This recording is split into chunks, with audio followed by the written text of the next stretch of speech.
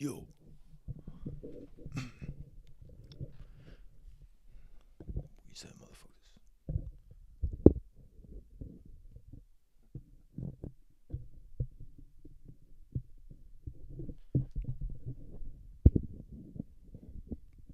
Today is Tuesday,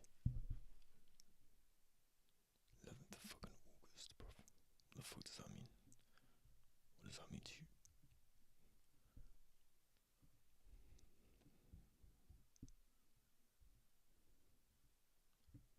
Gold is dipping right now. This is what Sumi was saying, bro. So, who's got the brains, bro? That's what we need to ask. But yeah. So we need to put this chat on the fucking screen as well.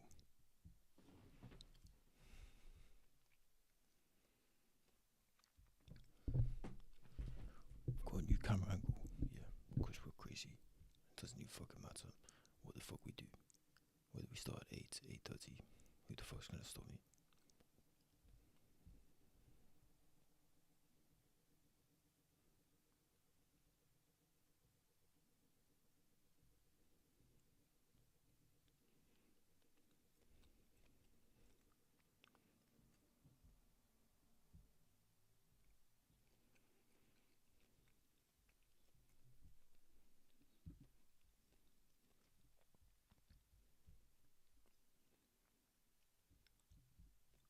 Man, my Google Chrome is a mess.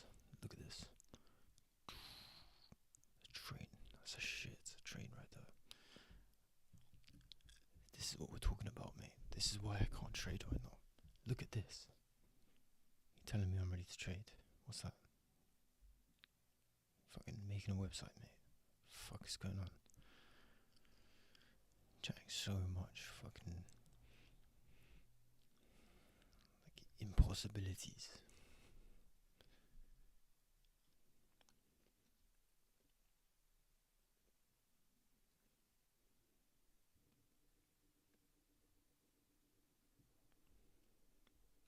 Like making a website area. Oh man. Alright. Let's continue with this revision session, yeah.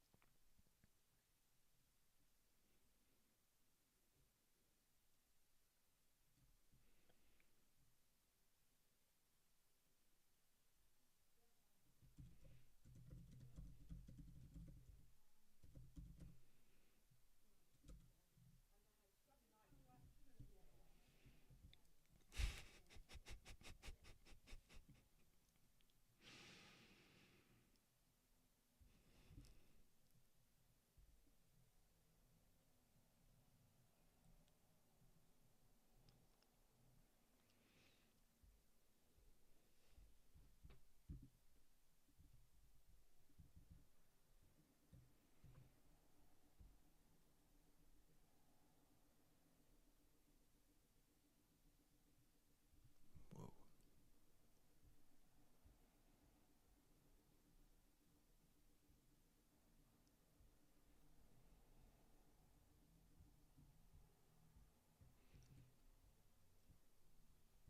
I just pasted the video in the chat. It's mad. It's more mad than like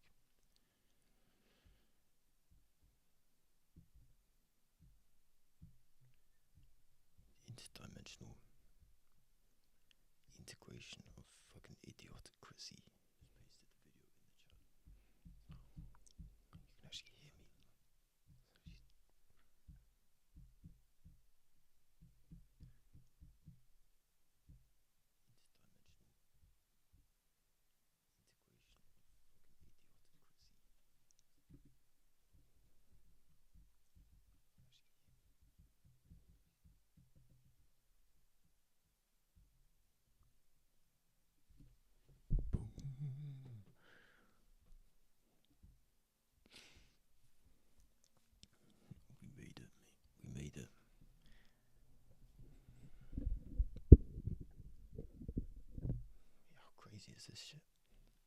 crazy is this camera angle? Yeah, I'm loving it.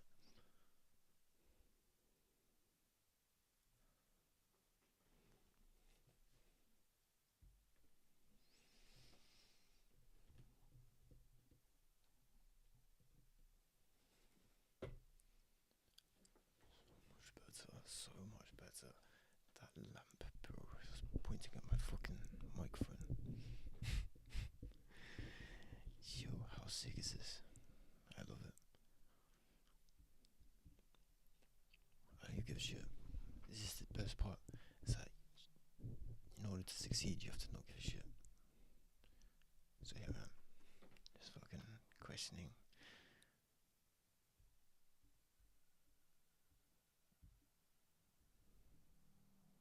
Where the fuck we left off.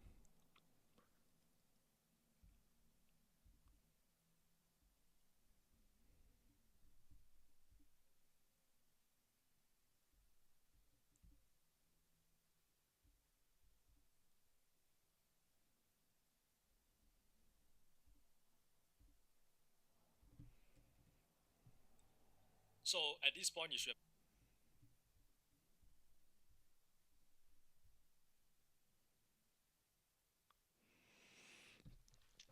I think we need to do like some sort of prayer for Brad or some shit. Some sort of gratitude moment.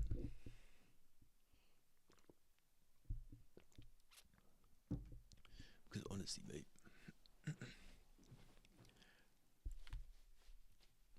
when I think about him as an individual too much, I start to dislike him. But when I just focus on this and like just the idea as opposed to his fucking mistakes or whatever, then I just have like belief. And belief is really what I need. And the two things that I first came across which made me really succeed from the beginning was bread and support and resistance. Yeah, support and resistance was unbelievable. I wish I could replay those days, which I can in my head, and that's why I'm still alive. We need to integrate support and resistance once again.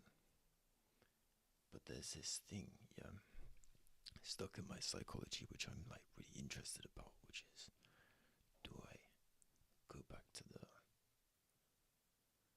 do I go back to like the naked chart once a day, once every 2 days, Monday to Wednesday? Should I split it in half, like every Wednesday? Just get rid of the charts completely, but then we can do it any day anyway. Like, it's just sometimes that we get stuck in like this mode of like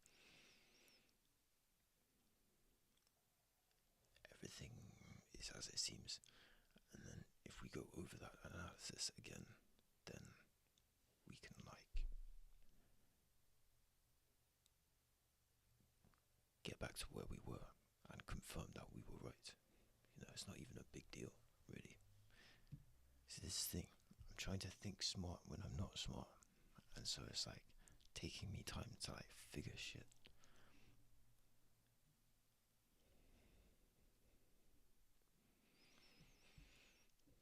But I think that's the problem, is that I'm saying I'm not smart when like we're all smart. I'm just not fucking hitting the trigger. And that's what we need. We just need killers and shit.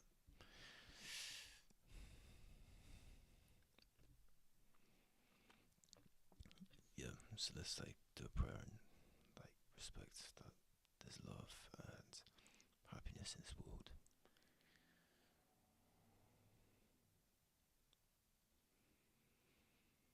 Making differences.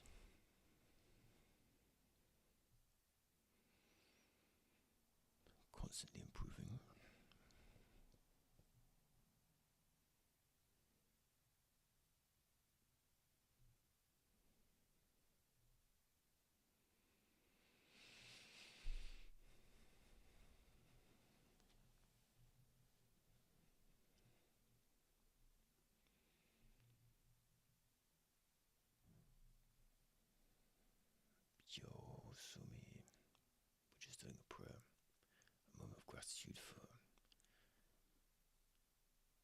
GOH.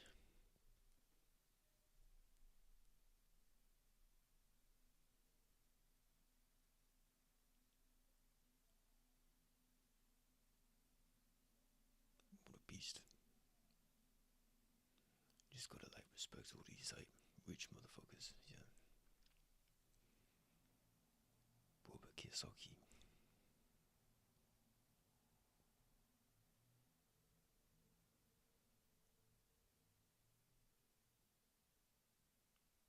Grant Cardone.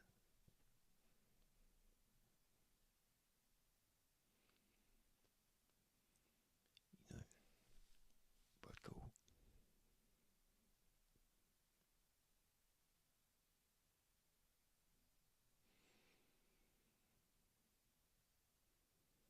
Napoleon Hill, man.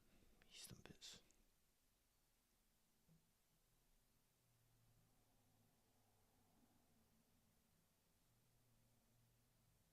You know, there's lots of wealthy people out there, but who's actually making a difference? Because to me, those people are making differences. I don't know, who's your motherfucking life-changing person? You know, you look at the sports.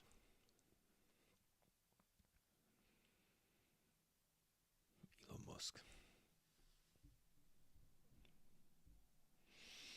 Right, so with all that energy, we're going to transmute that into just taking in information, making the most out of our day. I'm only doing like an hour of vision today because I've got to finish this website and I need to fucking make sure that my day is ready before we start trading. Because right now, Big SM, bruv, he's fucking just like humbling my brain, and I have to sit here and fucking respect that there's something not ready right now.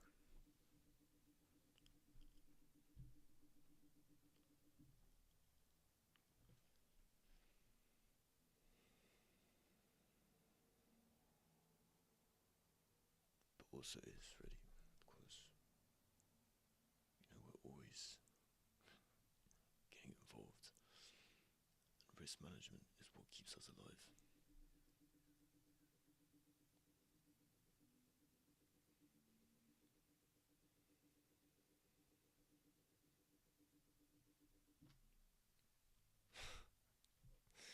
So let's begin with this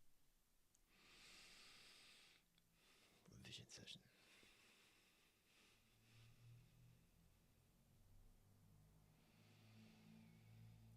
Mate, what do you think of this new camera angle, man?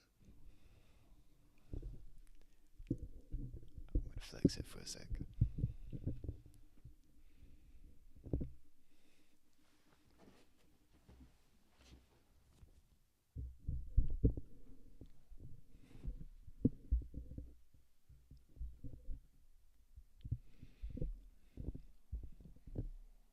Yeah, I'm tripping. Looking at this camera, I'm like, what the fuck's going on? I'm in this box, but I'm not in this box.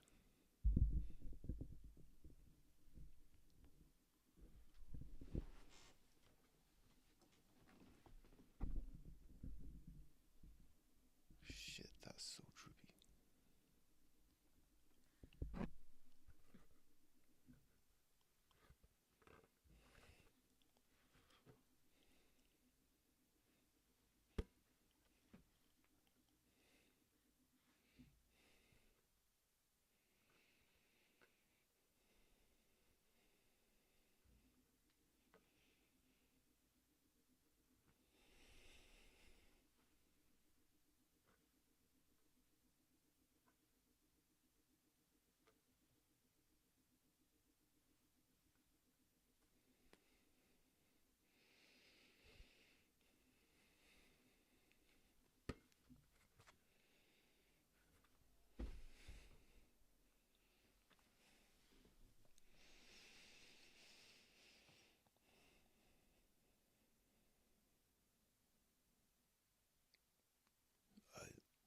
let's get into it.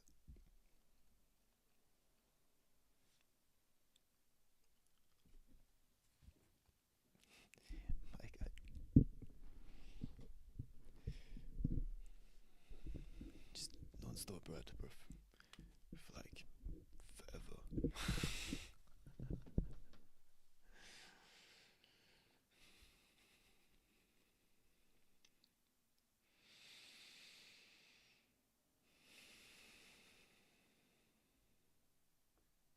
Learn how to actually map out your supply and demand zones, and then if you know how to map out your supply and demand zones and you do so, your charts is going to be quite messy, right? You're going to have supply and demand zones everywhere, and you will realize that some supply and demand zones work, some doesn't work. So you might be wondering, okay, why does some work and why does some doesn't work? And it's really because of this. Now, you must understand that supply and demand zones, they are everywhere.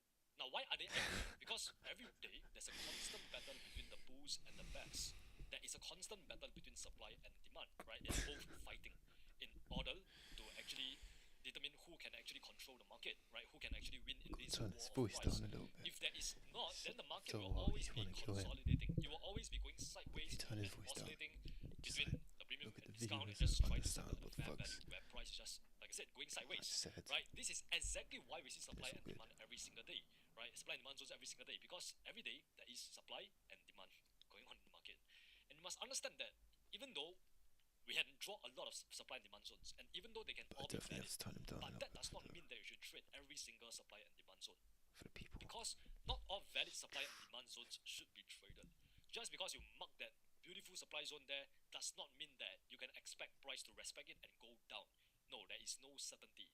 What we want to trade is high probability supply and demand zones that are backed by banks and financial institutions, the BFIs, right, the smart money.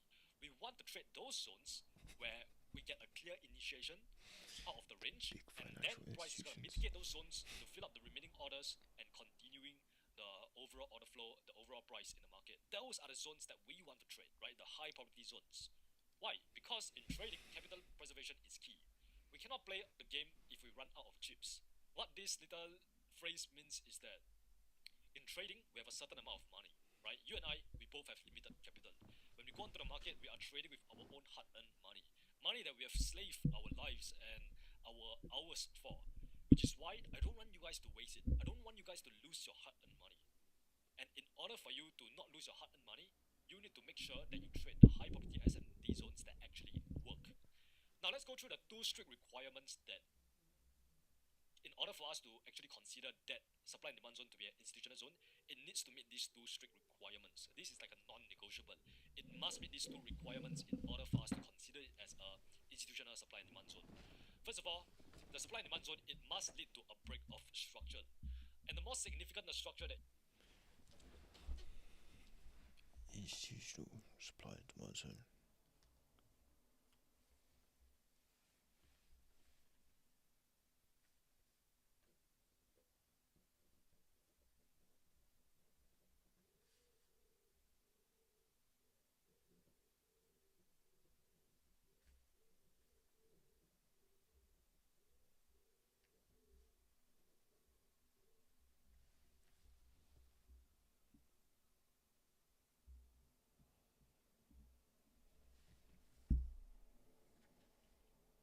It's all these words, man.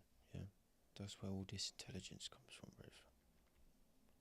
100,000 years ago, mate, they had no language. They weren't communicating with each other, mate. They're too busy, bloody mumbling and shit. You know, they were like, I don't actually know what they were like.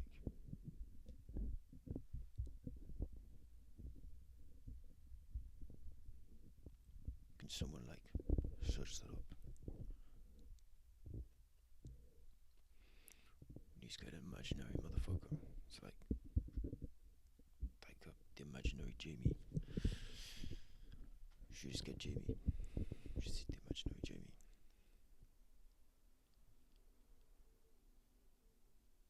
We need AI Jamie.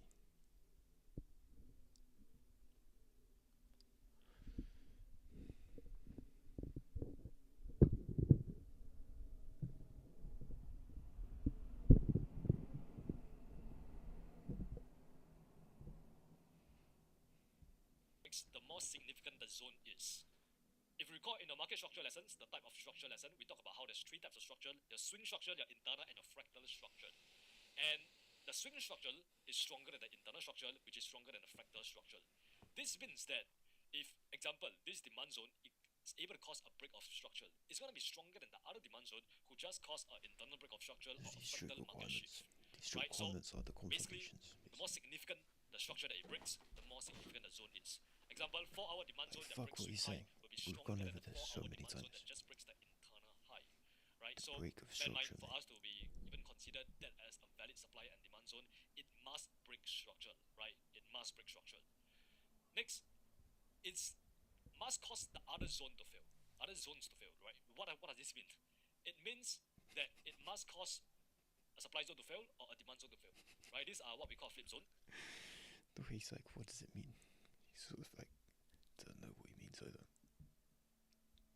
Break structure, right? It must break structure. Next, it must cause the other zone to fail, other zones to fail, right? What does this mean? It means that it must cause a supply zone to fail or a demand zone to fail, right? These are what we call flip zones, which we're going to learn more about later on.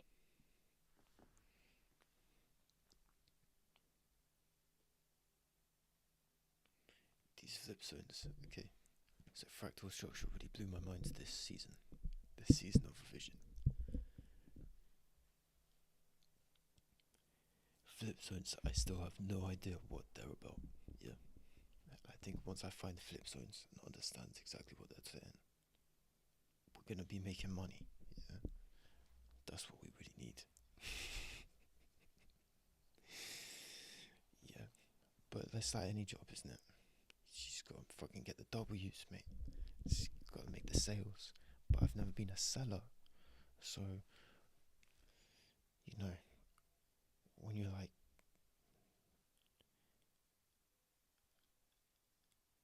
cause like, my family are fucking manager type people, yeah. Really, it's like kind of like a bullshit job. But you're there, or some shit, doing biz, and people like it. But selling, yeah, that's like the actual answer, that's the key. That's like the transaction. You're not there like doing what someone else doesn't want to do type shit.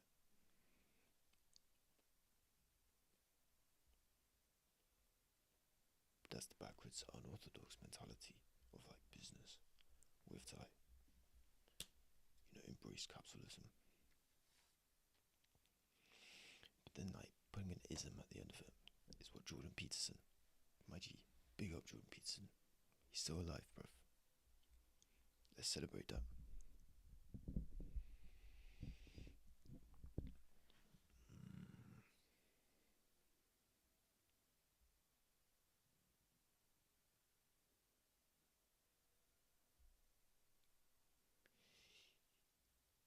He said anything that ends with ism or ist isn't really like a word. It sort of makes sense.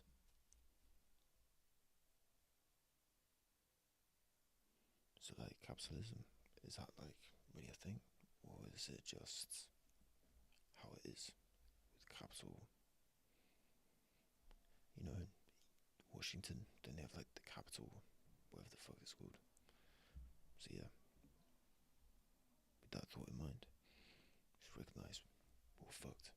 So we need to understand these flip zones and make this money. For now, just know that they exist, and how it works is that in this case right here, you can see price goes down, pull back, and then price goes down even further, right? When we have this pivot, what we can draw is our pivot supply zone.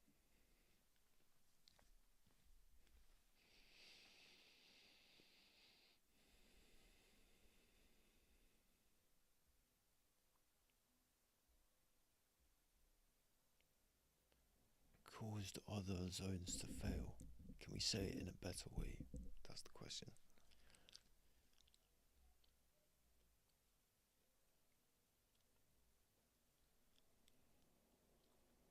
Like they're saying market shift, but if it's like an institutional market shift, yeah, that's basically what it is.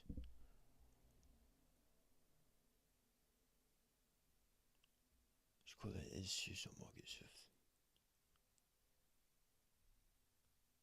Because institutional like movement is like you can notice it.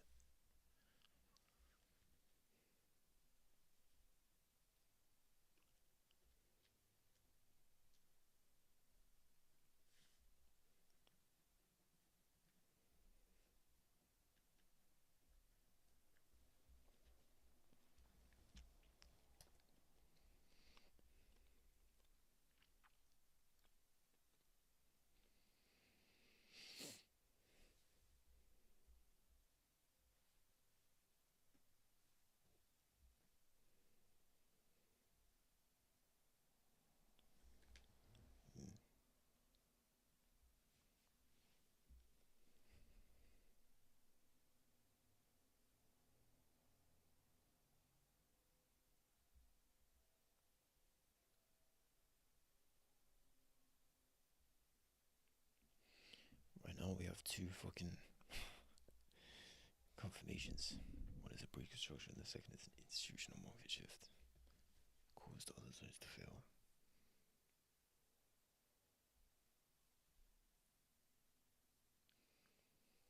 So those are like the two main different entries we can take.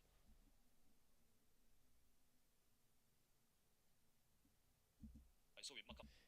Just trying to like decipher what pattern we're looking at. Right, let's continue. Supply zone right there. So if this supply zone were to do its job, price is going to react from it, respect it, and then go down even further, continue going down, creating lower highs and lower lows. But in this example right here, price reacted from this supply zone, we get a reaction, but it's a failed reaction, right? This supply zone failed to do its job, which means later on, price actually pivot again and blow right past that supply zone. You can see how this move caused this supply zone to fail, right? So in this case, this is where we can have our flip zone, right? Because this is the pivot and this is the flip zone where supply has flipped to demand, right? Where your supply has failed and your demand has taken control of.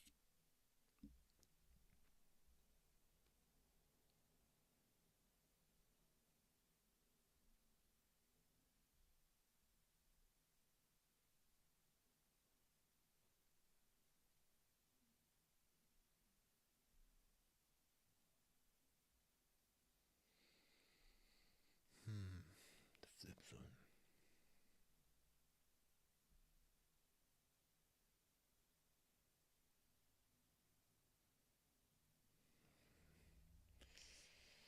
I'm just gonna take in the flip zone for a sec. Because that shit is like some internal like gambling area.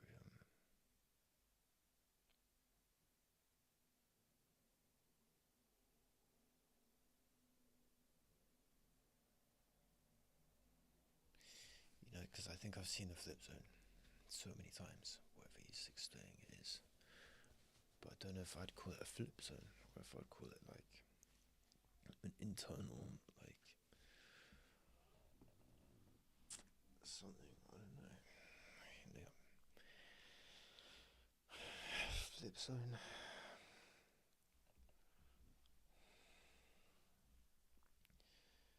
So much fucking bullshit.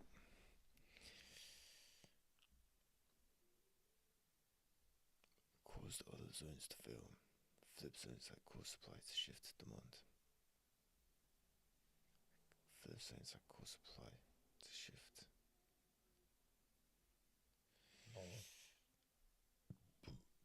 Excuse.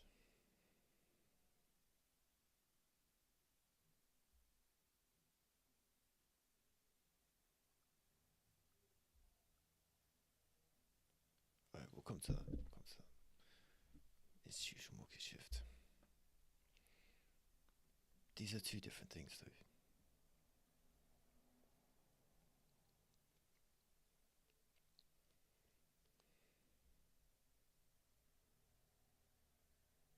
Institutional market shift. Flip zones, bruv.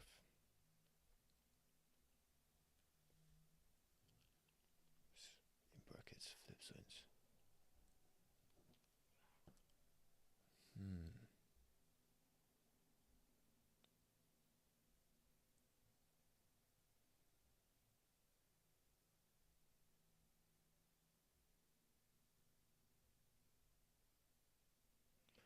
think I'm so traumatized by charts that I've just seen different variations of this happen.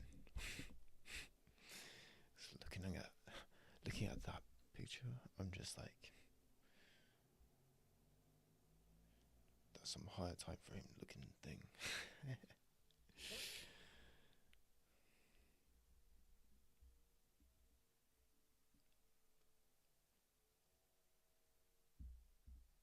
where demand has overpowered the supply, right? So this is your flip zone. Once again, don't need to worry about this. We're gonna go through this in a greater detail later on.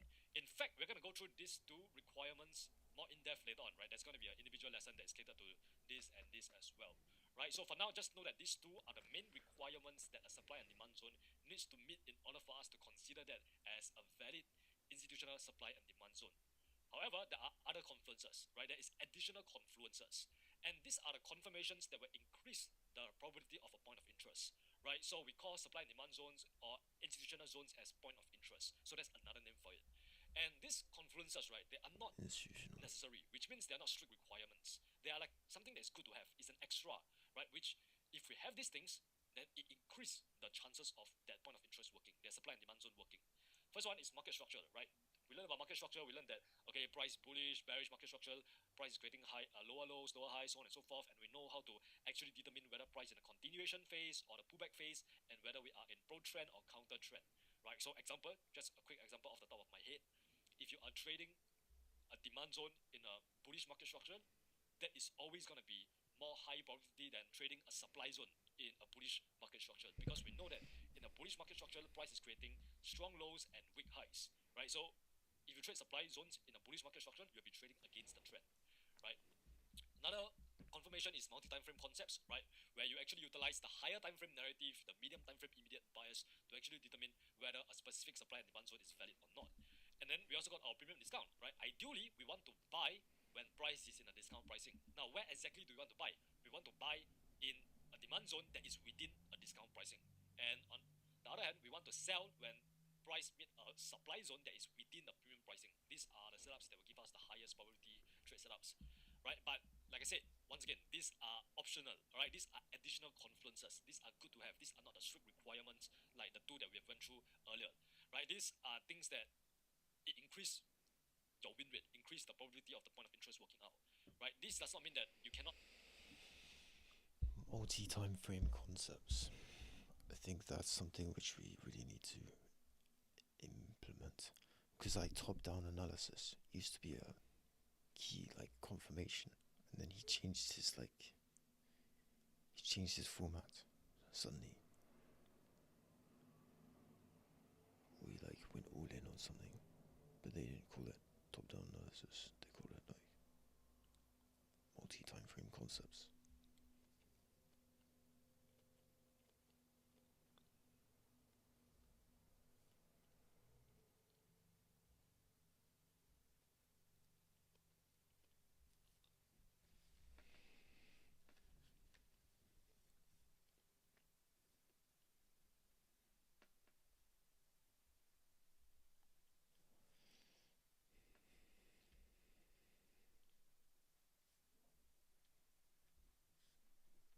Concepts, bruv.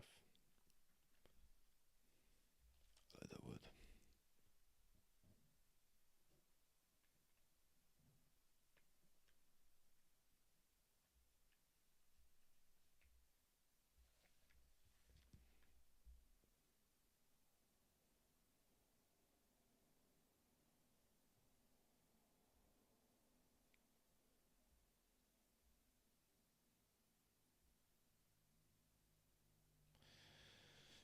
Damn, son.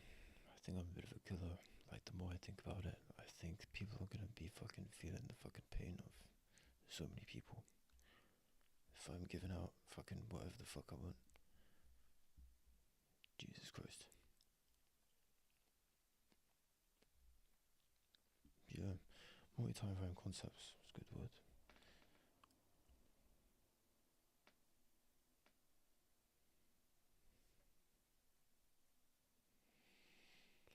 Top-down analysis. But top-down analysis is like too easy. Top-down, what's that mean?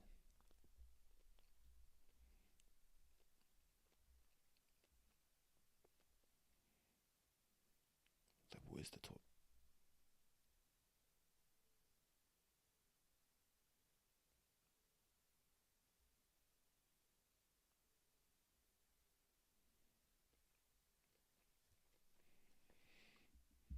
Try to, let's say, sell at a supply zone within the discount range, right? That is still possible. You still can do it, but it's just that it's going to be lower probability. And later on, you will know that, okay, if you're like a scalper, you're trying to get in and out fast, it is okay to try to sell in bullish market structure, sell at the supply zones in bullish market structure, right? Because you are just essentially getting in and out of the trade within 5-10 minutes. So the higher time frame narrative doesn't really matter as well. Once again, later on, when you figure out what type of trader you are, then that is when you will determine, okay, whether these confluences really apply to you or not. And you must ask yourself whether a zone is unmitigated or not. Because like I said earlier, unmitigated zone, fresh zones that have not been used whatsoever, it's always going to be much more stronger than mitigated zones. Because unmitigated zones, the orders have not been filled yet. The remaining orders have not been filled yet. Right? So price tends to gravitate towards those unmitigated zones, fill up the orders, and then continue. And then you must ask yourself whether the supply and demand zone is part of a supply and demand chain. Now, what I mean by chain is basically, like example, like you know, there's like a demand zone being formed right here, right? And then price just continue respecting the demand zone and just going up even further, right? Maybe I can just draw it up for you guys, just a quick one. I can see right here, there's a demand zone being formed right here, right? And then price comes down here, tap into this demand zone, and then go even further, giving another demand zone, and then come back down, tap into it again, giving another demand zone. So this itself is a demand chain, right? So if price is in a very nice demand chain like this, it's more high probability that knowing that the next demand zone is most likely going to work, right? So that is your supply and demand chain. And then we got liquidity, right? And this is when you ask yourself whether a zone actually sweep liquidity, whether there are inducements or not. And also order flow, whether you are trading with the order flow or against the order flow. Now,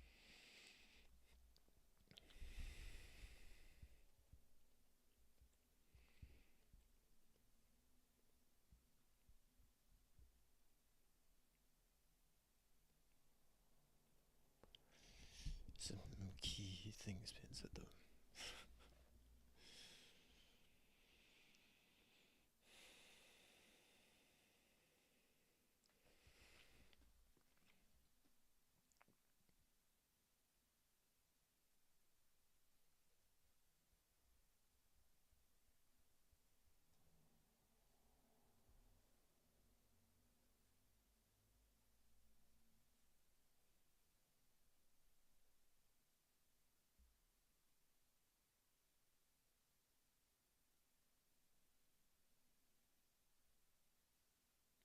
Liquidity.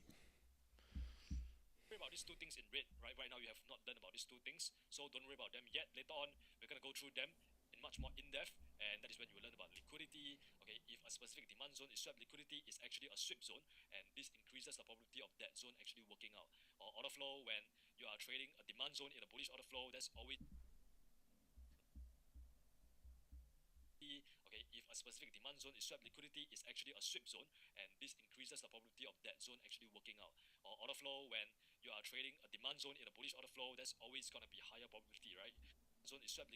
These two things in red, right? Right now you have not learned about these two things, so don't worry about them yet. Later on, we're going to go through them in much more in-depth, and that is when you will learn about liquidity. Okay, if a specific demand zone is swept, liquidity is actually a sweep zone, and this increases the probability of that zone actually working.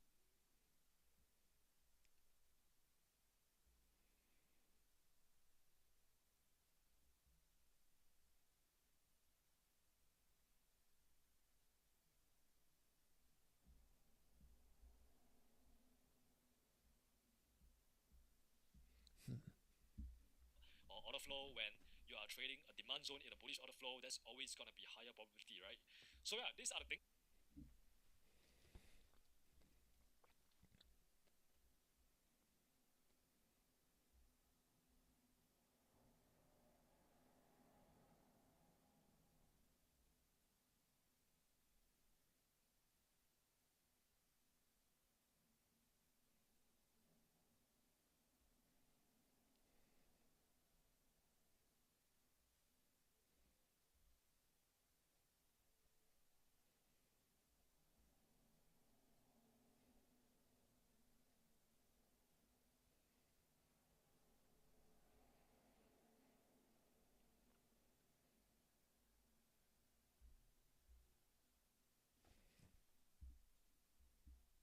actually a sweep zone, and this increases the probability of that zone actually working out. Or order flow, when you are trading a demand zone in a bullish order flow, that's always going to be higher probability, right? So yeah, these are the things.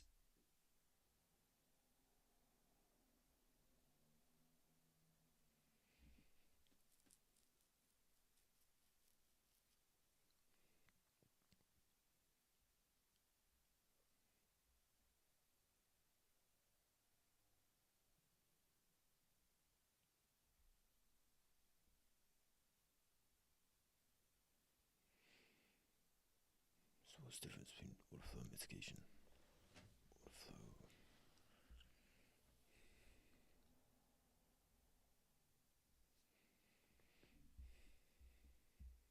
A sweep zone, and this increases the probability of that zone actually working out. Or order flow, when you are trading a demand zone in a bullish order flow, that's always going to be higher probability, right? So yeah,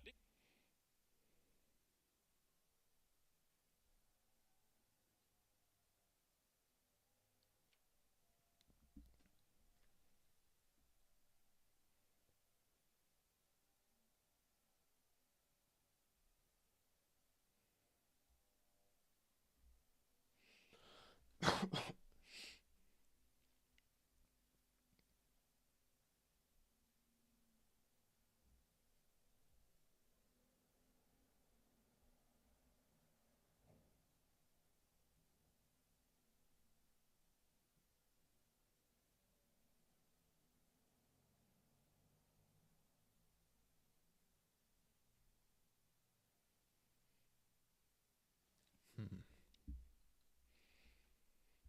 Bull or bear S&D chain.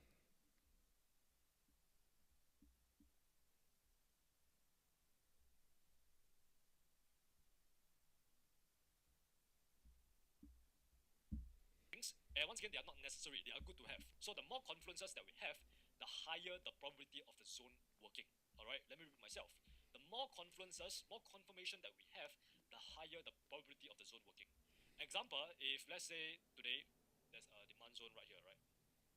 Let's say there is a demand zone right here, and then this demand zone, for some reason, is swept liquidity, is aligned with the order flow, it is unmitigated, it is within the discount pricing, it is also aligned with the higher time frame narrative, it is also bullish in the market structure, and it's part of a continuation phase. We can expect price to respect this point of interest, right? But once again, all of this stuff doesn't matter if it does not meet the two requirements that we went through. The it lead to breakout structural, and it also cause other zones to fail. Because those two are the strict requirements that must be met in order for us to consider that zone as an institutional zone. Alright, so yeah, if not, then that's for this lesson. Next, let's go through some.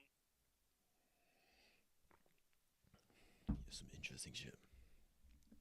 It's all part of our own brain though, isn't it? If I wasn't here pausing, thinking, what the fuck's going on? Nothing would get done, bruv.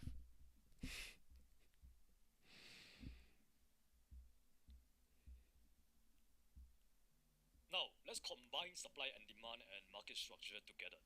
And before I move on, I just want to tell you guys how important it is for you to actually understand market structure. Right, because what happens is that if you just trade, or rather just focus on these supply and demand zones, you go into the charts, you draw some supply and demand zones, and then you take them, and then end up you just taking a bunch of losses over and over again, because you fail to understand the higher time frame narrative. You fail to understand the order flow of the market because you neglect market structure, right? You try to sell when price is in a bullish market structure, in a very strong bullish uptrend.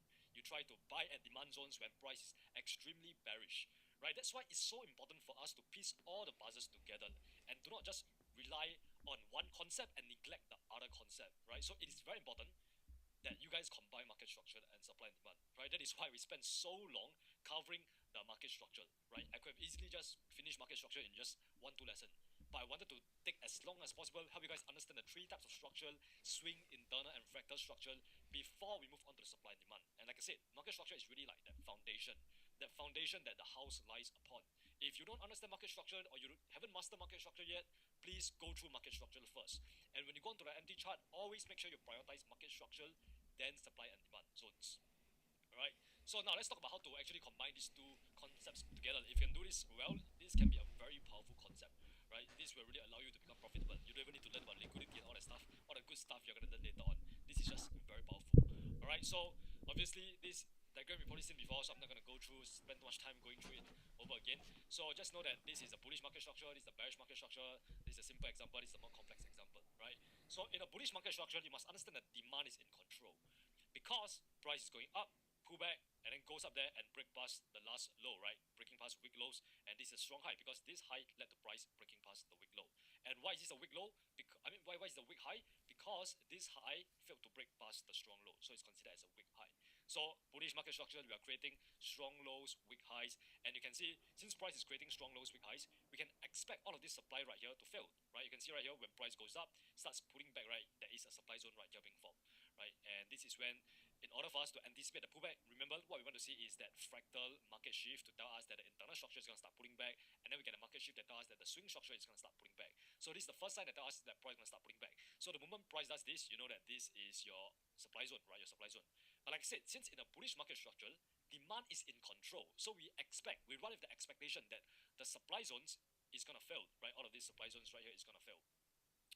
And how do we anticipate this pullback to happen, right? We need to look towards the left, and you will see that there's some sort of unmitigated supply zones, right here, and that allows us to facilitate that pullback, right? That's the first sign that tells us that price is going to start pulling back, right? And yeah, later on we'll talk about this. Yeah, but for now, I just need to know that in a bullish market structure, demand is in control, so we can expect these demand zones to hold and these supply zones to fail. And then in a bearish market structure, it's the opposite. Supply is in control, right? There's an overwhelming amount of sellers pushing price down, driving price down. So we can expect price create lower highs, lower lows, lower highs, lower lows, and wherever price do like this, right? Like we can draw our pivot supply zone right there, pivot supply zone right here, whenever these lower highs are being formed. And we can run with the expectation that all these demand zones right here is going to fail, right? Because price is just going to blast right past them because they are at the weak low, right? So yeah, we're going to expect the strong highs to actually hold and these weak lows to fail, these little demand zones to fail. All right, so that's for the simple example. Once again, you should already be very familiar with this. If not, I really don't know what to say. I'll advise you to go rewatch the market structure lessons. Yeah, but this is a simple version, and a more complicated, or rather a more realistic version is what you see below here, right here. So for this one, price goes up, right, and it starts pulling back. The minute it starts pulling back, we get a pivot in price. We know that right now price is going to start pulling back, right, and maybe potentially we can get a fractal market shift whatsoever. So when this happens, that is where we have our supply zone right here. Now remember, since we are in a bullish market structure, we can expect that the supply zones to fail, right, and the demand zones to actually hold. So in this case, price pull back to our demand zone that we have right here, and then price mitigate this demand zone, and then price goes up even further, right, completely blew past this supply zone before it starts creating like a fractal pullback, and then it leads to a fractal market shift, and then we get an internal structural pullback, then lead to a swing structural pullback, and then when price is going to pull back, where is it going to pull back to? It's going to pull back to the demand zone that has been created when price actually broke structure right here, right? Bear in mind, right here what happened was that there was a pivot in price, right, where price goes up, pull back, and then go even further. So this is a demand zone. And how do we know that this is an institutional demand zone, right? Because this is an institutional demand zone because it led to price breaking past the weak low. It gives us a break of structure, so we can validate this demand zone. And next time when price is going to start pulling back, where can we expect price to pull back to? Pull back to potentially this demand zone that we have right here. And then once pull back to this demand zone, more demand step back into the market and push price up even further, creating another break of structure. And then that is when we can draw another demand zone that we have right here at this last strong protected higher low. Now in this case, you can say this is a little unique example, or rather this is more often than not what will happen in the market, right? Most of the time, when price react from this demand zone and goes up, it doesn't just go up straight like this and just break past the weak high in a very utopian straight line like this. More often than not, after price react from demand zone, price is going to start creating higher highs and higher lows on the internal structure, right? So you see price doing something like this. And when this happens, at all of these pivot points, right, this is where you can draw your demand zones as well, right? So you'll see there's going to be perhaps right here, there's a demand zone here, and then potentially maybe here there's another pullback. So there's a few demand zones right here. And then after price break structure, we are anticipating that pullback to start happening. Now you must ask yourself, where is price going to start pulling back?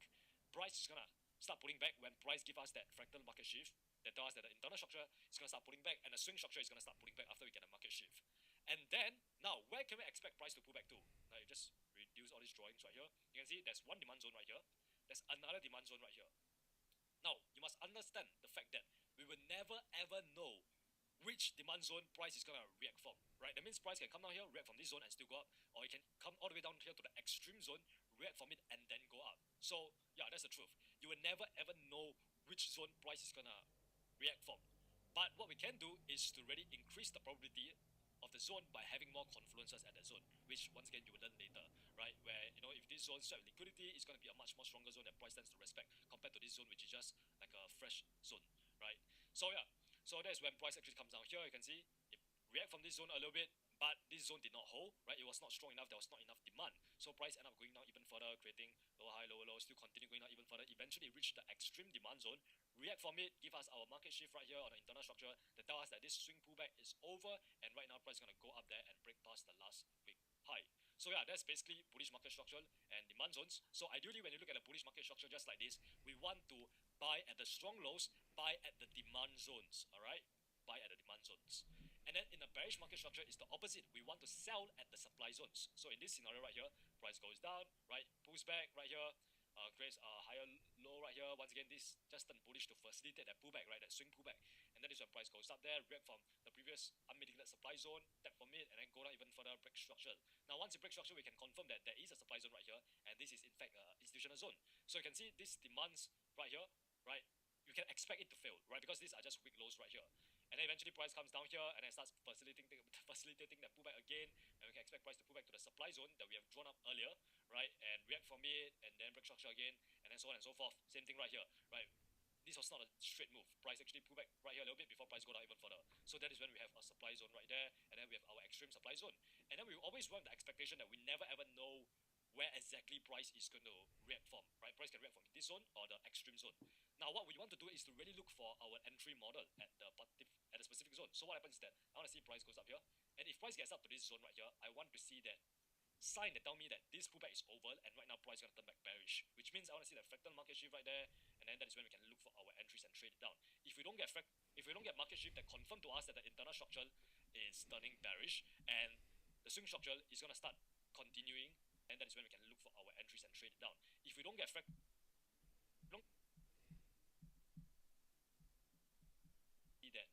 sign that tell me that this pullback is over, and right now price is going to turn back bearish, which means I want to see the fractal market shift right there, and then that is when we can look for our entries and trade it down. If we don't get this right here is the reason why I've been losing. Yeah, it's because I am in a habit of trying to get this early signal.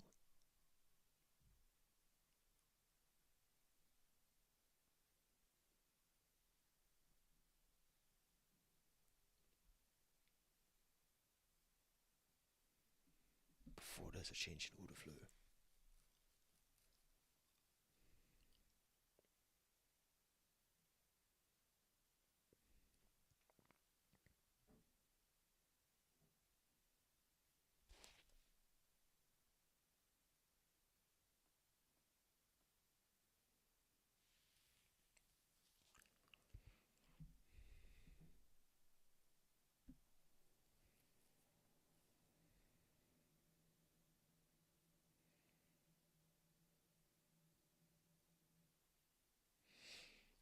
This is a serious point that we're hitting on right now.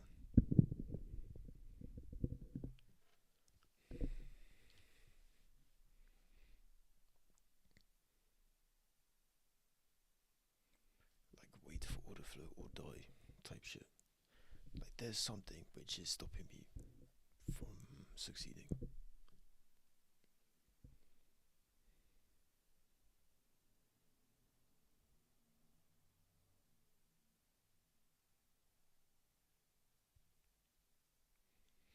It's like getting stuck in a box, you know what I mean? Like something breaks out of a range.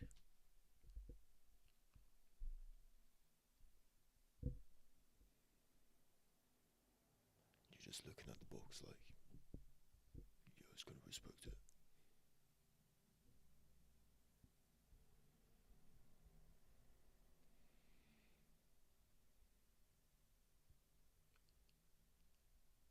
Side momentum, order flow.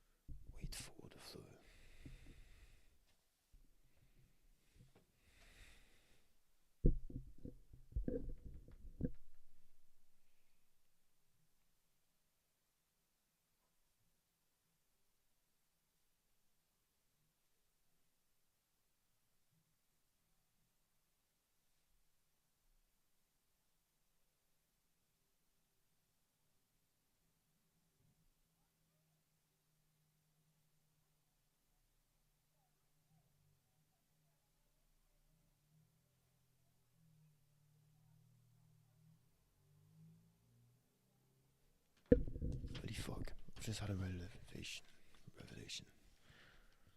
Surely order flow is just like support and resistance.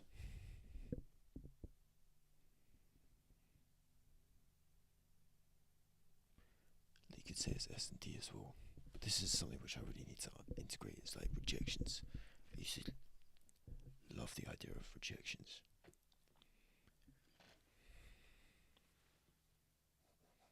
I'm pissed. I think we should like just go ahead with the idea of rejections, mate. Because I love rejections, mate. Rejections are like the best thing about life. You reject people's bullshit.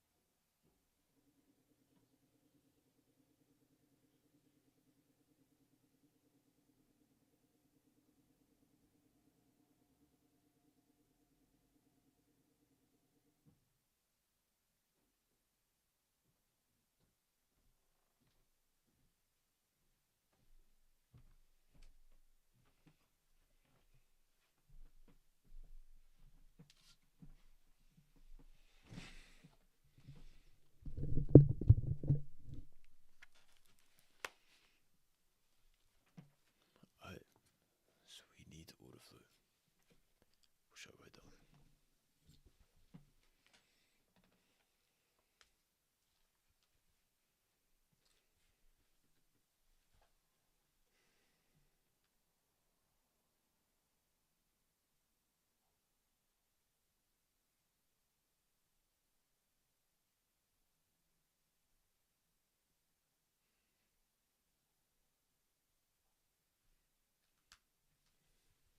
This is key to our success, bruv.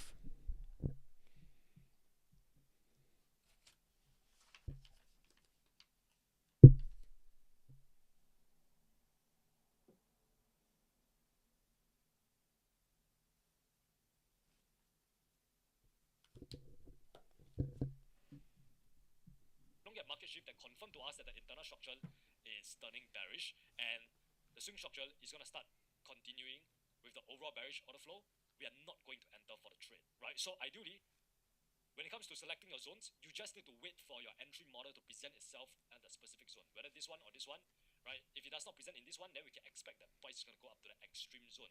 And then this actually increases the probability of the entry model appearing on the extreme zone, and this is when we can look to trade from, right? So that is the basics of supply and demand and market structure. Let's move on to another example where we combine everything just like this together.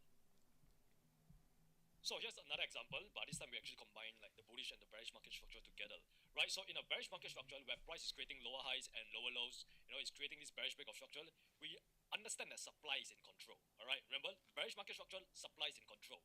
Bullish market structure, demand is in control. So this means that we can expect these supply zones to hold, right? Because price is creating your strong highs that it's gonna break past these weak lows. So we can expect these supply zones to hold and these demand zones to fail, right? So in this case, we want to sell from supply zones, right? So example right here, price goes down, comes down here, pull back a little bit before price goes down even further and break structure. Well, when this happens, you can see two supply zones was formed. There's one right here, and then there's another extreme supply zone that we have formed right here. And then after this bearish break of structure, we are anticipating, we are expecting price to start pulling back. And where is price going to start pulling back to? It's going to start pulling back to either one of these supply zones that we have right here. So over here, when price going to start pulling back, we can see there's some sort of fractal market shift right here that tells us that potentially, you know what, we're going to start pulling back, and then the internal structure starts turning bullish to facilitate that pullback. And then eventually, in this case, it actually pull back to the more recent zone that we have right there, mitigate it, and then go down even further, right? So you can see in this case, this zone, this extreme zone is unmitigated whatsoever. That means there is potentially still some orders right here yet to be filled, right? Which we can use in the future. Now, based on this, right here, after price mitigated this supply zone that we have right here, right? What we can do is that if you are trying to trade this bearish market structure, remember we want to sell from supply zones. So that is when you can look for your entry model right here. You know, I want to see that that market shift right here that tell me that the internal structure is turning bearish and the swing pullback is over, and right now we're gonna turn back bearish, and then boom, that is when you can potentially get your entry right there and short it all the way down there.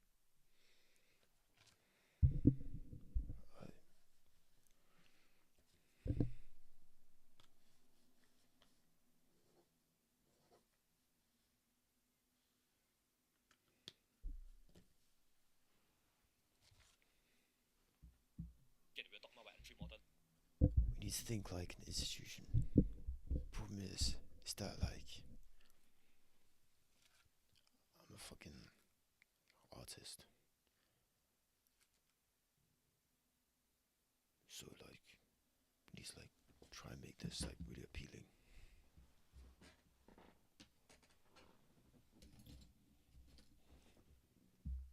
Later. For now, just know that okay, I'm trying to sell from these supply zones right there, and then if I do sell from here, I'm gonna be targeting these weak lows that we have right here, right? So sell here, target these weak lows that we have because we are expecting price to completely blue right past them. So in this case, price eventually comes down here, right? Pull back a little bit here before price goes down even further. Once again, now we have two supply zones, the extreme supply zone and the near supply zone. And once again, we never ever know which one price is gonna react from. Price can potentially come all the way up here, react from this, and then go down even further. We never ever know which, and we never ever want to assume, right? The last thing you want to do as a trader is to assume that price is gonna respect this zone, right? Because potentially what price can do is that price can potentially come up here, right here, and then if you assume that this supply zone is gonna hold, and price goes up here, and you enter for a sell here immediately without looking for any extra confirmation whatsoever, you could potentially see price goes up even further and go up to this extreme zone and then mitigate it and then go down even further. In this case, you have lost a significant amount of money, right? Which you should have lost if you just understood this concept in the first place. Never assume, always react, right? So based on this,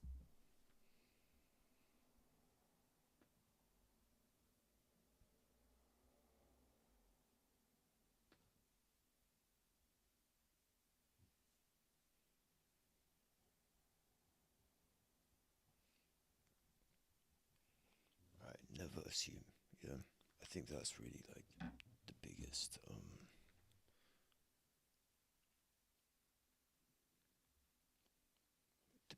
thing that is like a no in trading, because like if you assume and then you get it right, then you've like bred a bad habit of like knowing before the chart is really like said anything itself.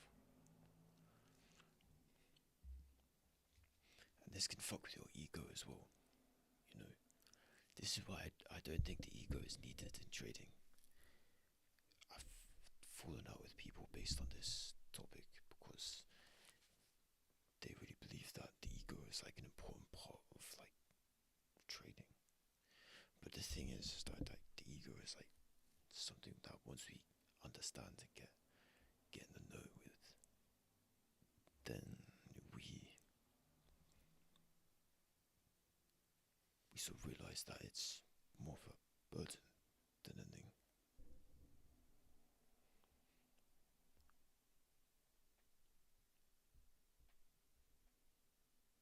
So when you're looking at the chart and the chart is just the chart, then your ego is not involved. And when you really understand what the chart actually is, it's like the reaction of real life events.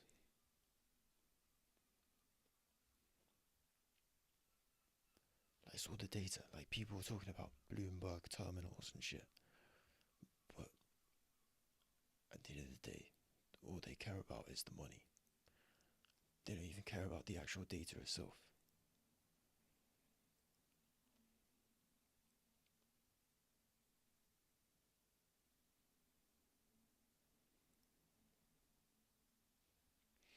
That's a far deeper concept than my intelligence can even sort of open up.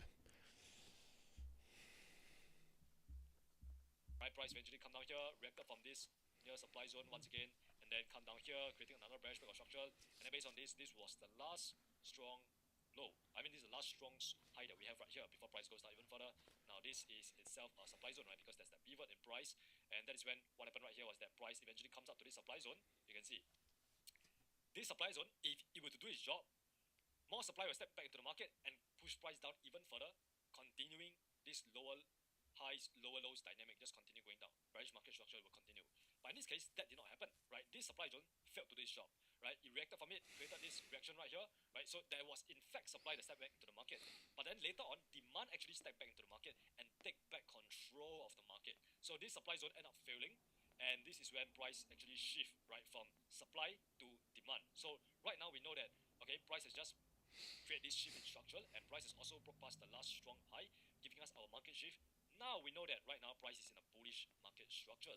Now in a bullish market structure, remember, it's no longer supply in control. Right now it's demand in control. That means all of these supply zones that we have right here, that is unmitigated whatsoever, we must view it differently right now. That means, ideally, do you really want to enter for a sell right here at all of these supply zones right here? No, because like right now it's different. It's a different story. I mean, yes, you can enter for a sell at these unmitigated supply zones, but we are using it for a different reason right now.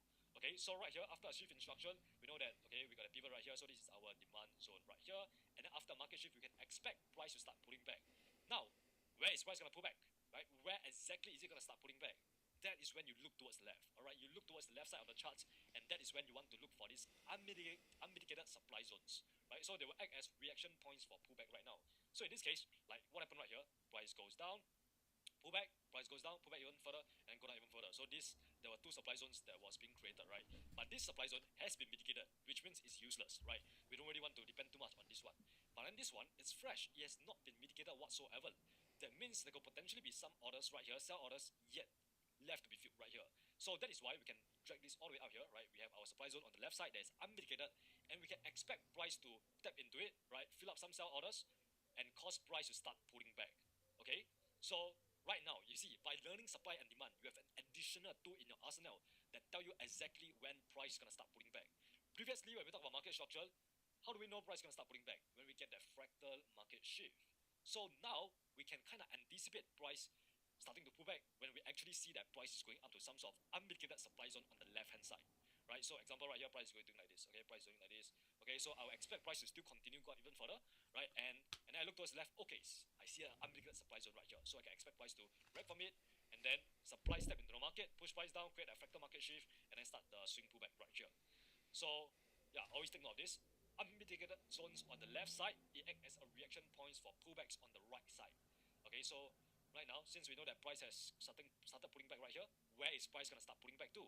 Look towards down here, we have our demand zone that is unmitigated once again. So we can expect price to actually pull back down to this demand zone, fill up all the remaining buy orders, and then smart money to step back into the market again, push price up again, and break past the last high, right? And continue these higher highs and higher low.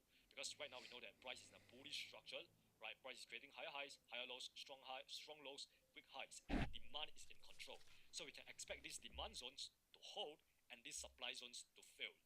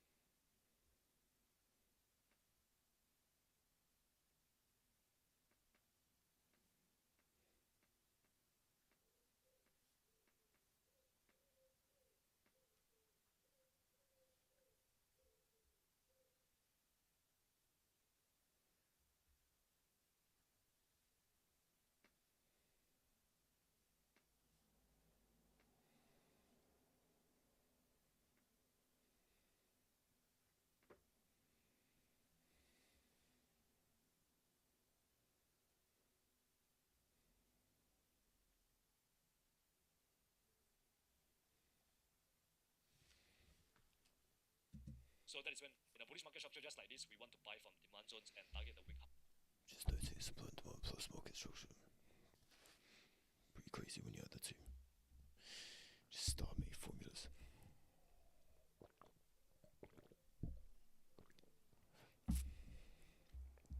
Right. So in this case right here, if I were to buy from at this demand zone, guess what? My expectation is that price is going to continue go even further, creating higher highs and higher lows. So that's when I can target this weak high that I have right here. And eventually price goes up, and once again, after break of structure, we are anticipating, expecting price going to start pulling back. And where exactly is it going to start pulling back? When we meet some sort of unmitigated supply zone on the left hand side. So you look towards the left, you see, okay, right here, price goes down, pull back, goes down, pull back, go down even further. So there was two supply zones that was being created right here during this down move, and then price mitigated the first one. So the first one is pretty much useless. We don't want to focus on the first one.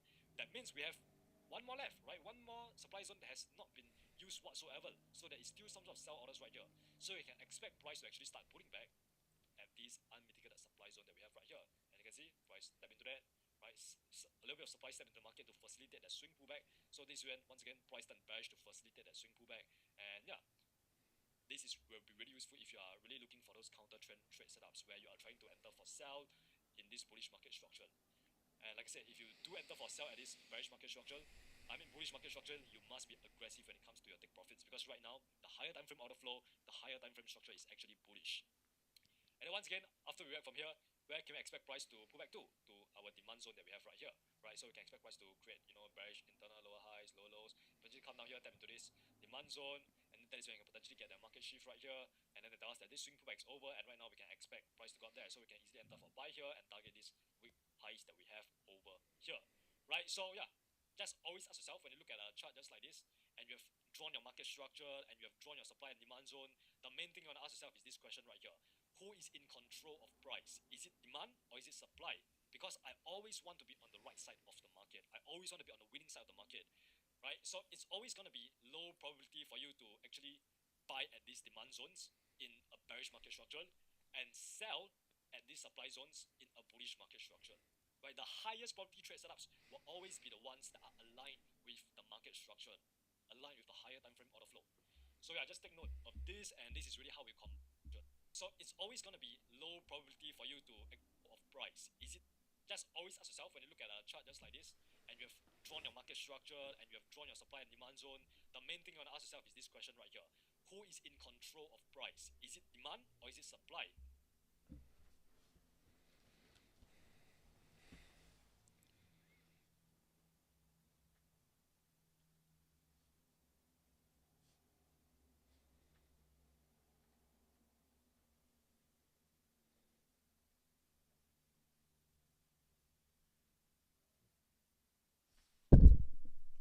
Whoa. Whoa, whoa, whoa. Because I always want to be on the right side of the market. I always want to be on the winning side of the market, right? So it's always going to be low probability for you to actually buy at these demand zones in a bearish market structure and sell at these supply zones in a bullish market structure, right? The highest probability trade setups will always be the ones that are aligned with the market structure, aligned with the higher time frame order flow.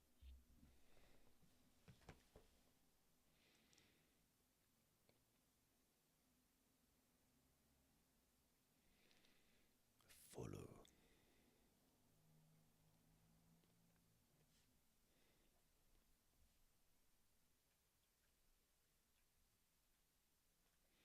Higher time frame order flow. So yeah, just take note of this, and this is really how we combine supply and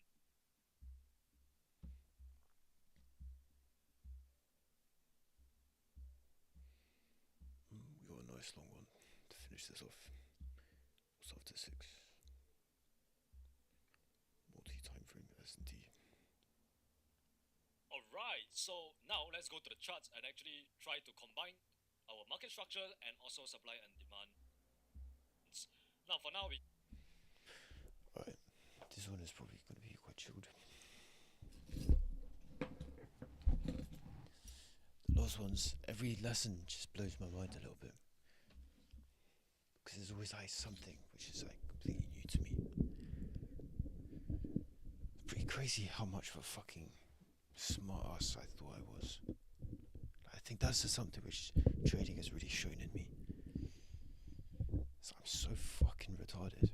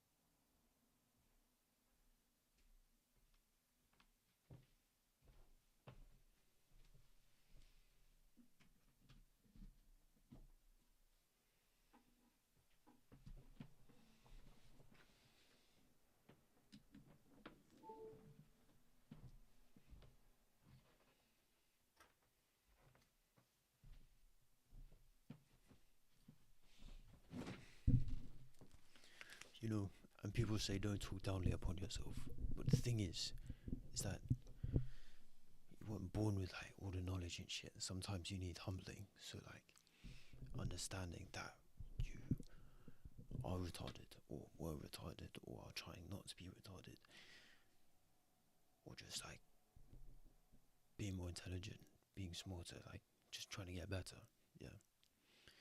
Like it's all works both ways. Like it's kind of crazy how like people are like fronting that fucking brain when like they could be integrating it universally. You know, these people aren't on that one love. They're on that the fucking multi.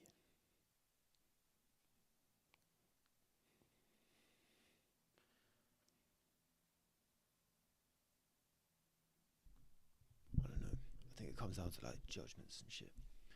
So there's quite a lot that comes down to like friggin'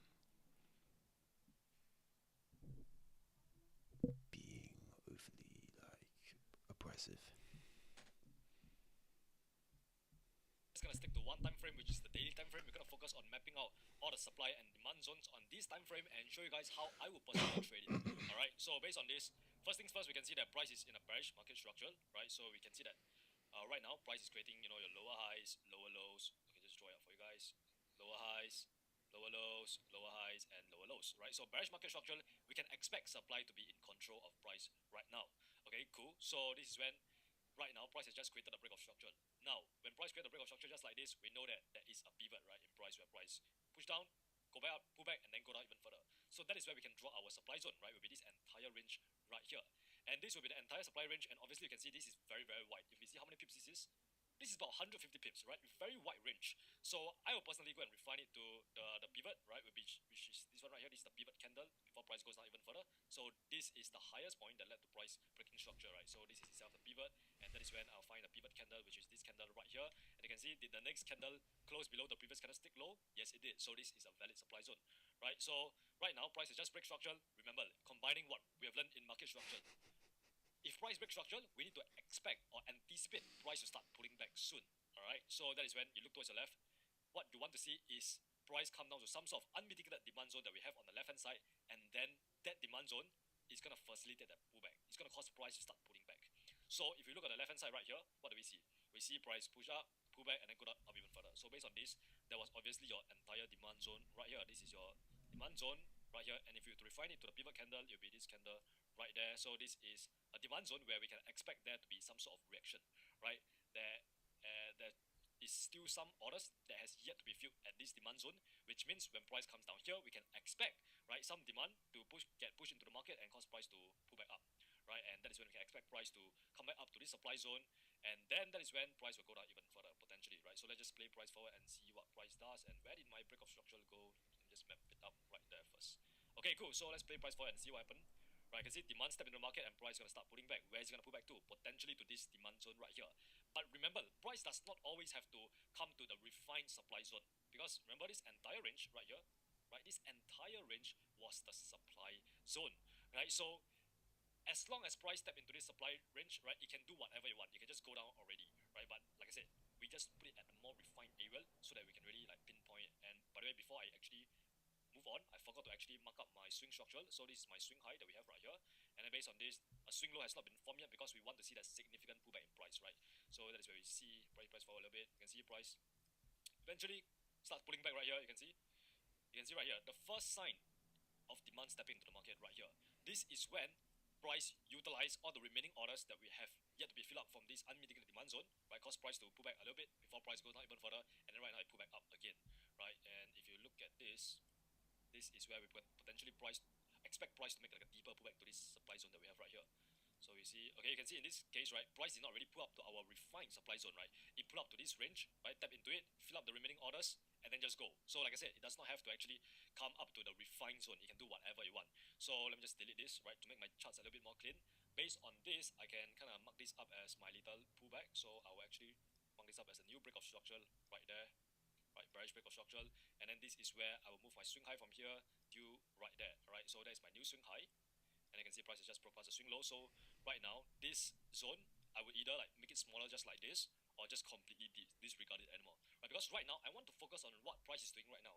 This is the trick to making your charts as clean as possible so that you can really focus on what truly matters. Like I said, at all times, I want to focus on the current swing range, what price is doing right now, not price all over here. So there's really no point of you like going all the way here, draw up all these supply zones, which has already been mitigated, has already been used whatsoever, right? All this is past, right? You want to focus on what price is doing right now. So yeah, this is just something that I see a lot of new traders make, right? They make this mistake where they draw up every single supply and demand zone they see.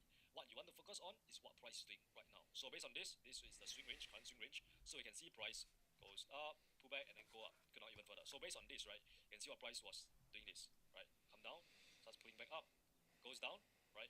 Pull back up a little bit before price goes down even further. So based on this, I can actually draw, this is my extreme supply zone, right? My extreme supply zone that I have right here. And this pivot candle right there. And then there is also a nearby supply zone right here, right? Because this is a more minor pullback, right? Like a small little pivot that we have right here. Yeah, so on the lower time frame, this is what price will probably did, right? Like just like this. If you go down to the 4 time frame, you can see it very, very clearly. You can see right here. You can see price pull back a little bit before price goes down even further. So let's go back up to the daily time frame right here. And also, if you use the fractal refinement zones, right, you can see there is actually a supply wick zone right here as well, right? Right here you can see supply wick zone, right, where price goes down, pull back up before it goes down even further. Now, for me personally, I don't really like to mark that up when we have like very clear-cut full body candle zones right here, right? There's no point for us to mark up these candle wick zones if we have full body candle zones present. Okay, so that's why I have this supply zone right marked up there, and then I'll also have my recent supply zone. Okay, so let's just continue playing price forward, and you can see right here, price is going to where? Our fresh unmitigated demand zone on the left hand side. So you can see, if I have to draw this demand zone, this is a massive consolidation before price breaks out, right? So this will be, it's a massive consolidation right there, and eventually price break out. So I'll move it to the pivot candle right here. It would not be this one right here because you can see this one, but this next candle did not close below the previous candlestick low, so this one cannot. So I'll choose a candle, and it'll be this one right here, right? This candle was able to, yeah, this candle did not. Okay, actually no, wait, what am I saying? I think this is okay. Yeah, this one is okay. Okay, so just move it to that particular candle, but if you to refine it even further, this candle will work as well, right? So this is when the price fall into our demand zone. So I'll just put it as my demand zone, and right now I can expect price to start pulling back, right? Because price has just created a break of structure, and right now price has also entered into our unmitigated demand zone, and that is when I can expect price to pull back up to either one of these levels that we have right here. So that is when you can potentially look for your fractal structure, because we need to get that fractal market shift to signify that price is gonna start pulling back. So based on this, where is my new fractal high, right? You can see right here. Okay, you can see this candlestick break below the previous candlestick low, this one break below the previous candlestick low, this one did not, right? So we could potentially form like a fractal low right here. Okay, you can see right here, it started pulling back, right? And then it pulled back to this zone that we have right here, and then it just went, right? And just completely blow right past it. So in this case, right, you can see this zone right here, it kind of, let me see if it actually touches it. You can see right here. You can see right here. In this case, remember, these are the refined zones, okay? These are the refined zones. So if this was not refined, we will mark up the entire range like this, right? This is the entire pivot range that caused price to go down even further. So that's when price stepped into it and then went down, right? So yeah, like I said, price does not always have to go up to the refined zones. It can just step into the entire range and then go down.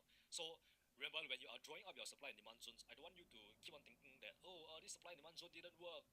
I suck at trading. No, that's not how you approach it. It's always a game of probabilities, right? So based on this, we see that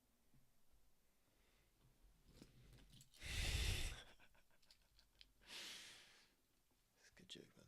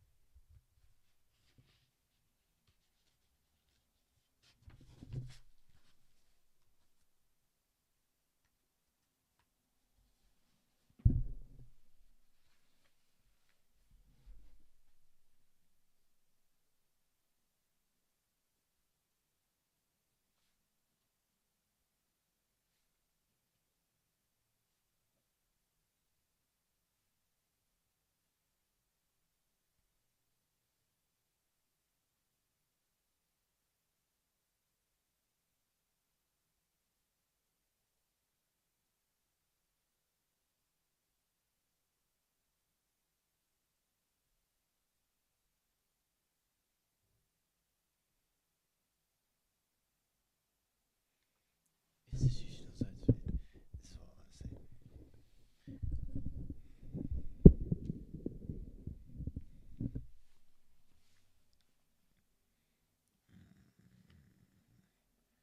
I want to say freaking the range.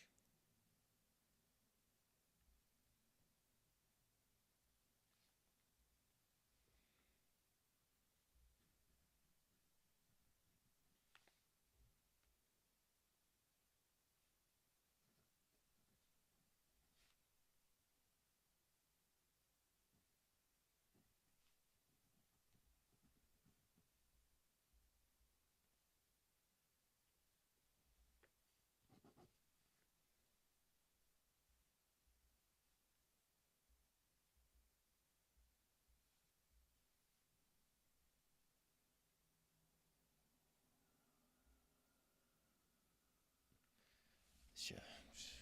These rejections. right here, price is just continuing going down even further, right? Another bearish break of structure right here, so potentially you can mark your swing high right there, right? Because right now we're on the daily time frame, so all of this might seem like internal pullback, but this is actually like very big pullbacks, right? So yeah, these are very big pullbacks. So let's just continue place price forward. You can see price consolidate a little bit right here before price continue go down even further, and you can see we can expect price to actually, okay, before we get too ahead of ourselves, let me just remove this because price has completely disregarded this, and then that is when you can see right here there is actually another supply zone right here, right there, right? This is the pivot once again where price goes now, pull back and then go down even further. So this is the pivot itself, and there is my unmitigated supply zone. And once again, to qualify this as an institutional supply zone, it has to break structure, right? So you must always ask yourself, what is the objective that this zone is trying to achieve? Did it break structure? Yes, it did. So it's considered as a very strong zone that price is potentially going to respect, right? And as you can see, price step into it and then just went.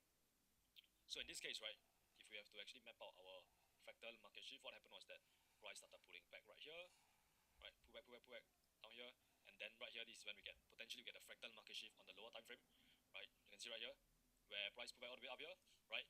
Get a fractal market shift, and then that is when price goes down even lower. Okay, so yeah, that's basically how price work. Okay, let me just remove this. Okay, you can see right now. You see the main reason why I'm only drawing supply zones right now is because in a bearish market structure just like this, supply zones tend to be in control, right? So yes, there's gonna be demand zones, like example, like say like this. You see these demand zones right here, where demand step back into the market to actually cause price to start pulling back. But more often than not, this demand zones is gonna end up failing in this bearish market structure just like this. So there's not really much point of me drawing these demand zones, but you can if you want to, right? But based on this, you can see price has finally come down here, and then we can see there's another very huge demand right here, right? You can see a lot of demand zone right here, so mark up this entire range that we have right here. Yeah, this one is a tricky one because this is when you see price has already mitigated it, right? You can see this zone has already been mitigated, so yeah, this one I would say it's valid, right? But it's not really as effective because price is already mitigated and use it already, right? So yeah, let's just find this to like this entire box and let's see whether price will respect it or not, right? Okay, you can see price completely didn't really respect it at all, right? Because once again, since price has already mitigated that zone, it does not matter already, right? You can see right here, price mitigated and then go, so this one is kind of useless. You can see the price just blow right past it. So cool. All right, so based on this, let's just focus on what price is doing right now, right? And once again, these zones, we can just delete it. Once again, we want to keep our charts as clean as possible. Focus on what price is doing right now, right? And then this zone has already been mitigated as well, so I can go and delete that as well. And you can see right now, okay, this is our swing range, right? From here, this is the last swing high, and then this is the last swing low. And you can see we get that sharp, we get a significant swing pullback. Now, once we get this significant pullback, once again, you must ask yourself, what is price doing right now? Price could potentially pull back, turn bullish for a short amount of time to facilitate that pullback so that we can get up to some sort of supply zone that we have right there, right? Mitigate it and then go down even further. So what we want to see, example in this case, right, is that I want to see price do something like this, right? Price, oops, not this one. Price potentially pull back to a supply zone that we have right here, right? React from it, create that market shift where it break past the last higher low in the internal structure with, and making this high a strong high. And then once you get a market shift, and then we can expect price to pull back to some sort of supply zone that we have right here, because this supply zone led to price breaking structure, right? Creating that market shift right from there, and then that is when we can look for our entry right here and short it all the way down and trade this continuation, right? So that is our expectation if price were to continue in this bearish market structure. Okay, so based on this, once again, this is where I can find my supply zones, right? So I'll see there's a supply zone right here, right? Right now there's a supply zone right there. Okay, let's put that up to supply. Okay, so that's a supply zone, and then, oops, what just happened? Let me just go back to the charts. Okay, sorry about that. I just pressed the space bar and it just switched me to another currency pair, but we are back. So, okay, back to where we left off, right here. What happened is that, okay, price goes down and it does a significant swing pullback just like this, right? And once again, remember market structure, we talked about the mechanical swing structure. It's ultimately up to you which method you want to use to define whether a pullback is considered significant or not. You want to use the fixed pip rule or you want to use the comparison rule? For me, I'm more of a guy who uses the comparison rule, which means I define as a swing pullback by comparing it to the last significant swing pullback. So based on this, I'll say this is somewhat of like a significant swing pullback, which is about 178 pips. So I want to see price pull back to around 100 plus pips, right? So you can see right here, okay, we got more than that, right? So this is more than a significant pullback. And this one right here, this small little pullback right here is about 80 pips. I will argue that that's a swing pullback, but once again, that's completely up to you, right? This could look like an internal pullback because right now we're on the daily time frame, and all of these look like internal pullback. But if you go down to the 4-hour time frame, it could be a swing pullback. Once again, completely up to you on how you want to decide whether this is a swing high or swing low or not. But now that I look at this looks too minor to be considered as a valid swing pullback. So I'll just get rid of that, and I'll just put this as my last swing high. So right now we are playing within this range. This is a swing high, this is swing low. Remember how we are trying to trade this is that right now price is turning bullish to facilitate that pullback, right? So that it can come up to some sort of supply zone that we have right here and then continue going down even further. Now we're gonna go with that expectation of price, and then this is when I will mark up all the supply zones that we have, right? And what you can even do is that you can even draw your premium discount like this, and you can wait for price to pull back to our premium pricing, right? And some sort of supply zone within our premium pricing. But for now, let me just focus on identifying my supply zones, right? And you can see right here there is a supply zone right there. There's also a supply zone right here that has been unmitigated whatsoever, right? Remember just now, this is the zone that we have drawn up and it has not been mitigated yet. And then this is a more recent zone right here. Once again, you can mark up this entire pivot or you can refine it to the candle, right? This candle right here. Why this candle and not this candle? Because the next candle right here did not break past the previous candle's low, so it's not really counted. So you want to get this candle because the next candle actually broke the previous candlestick low. So this is the supply zone, right? These are the two supply zones that we can expect price to go to. And now, if you look at this, right, and you must ask yourself, which zone is price gonna most likely gonna respect? Once again, we will never ever know. Later on, like I said, you will learn more about the confirmation that you need to actually validate that zone further. Example, you will learn about, okay, this zone is actually a flip zone. Now, flip zone tends to be a much more higher probability than a normal zone, right? Later on, you will learn more about the confluences. But for now, right now we know that if a zone breaks structure, just like this, is considered as an institutional zone. This one, it kind of broke structure right here.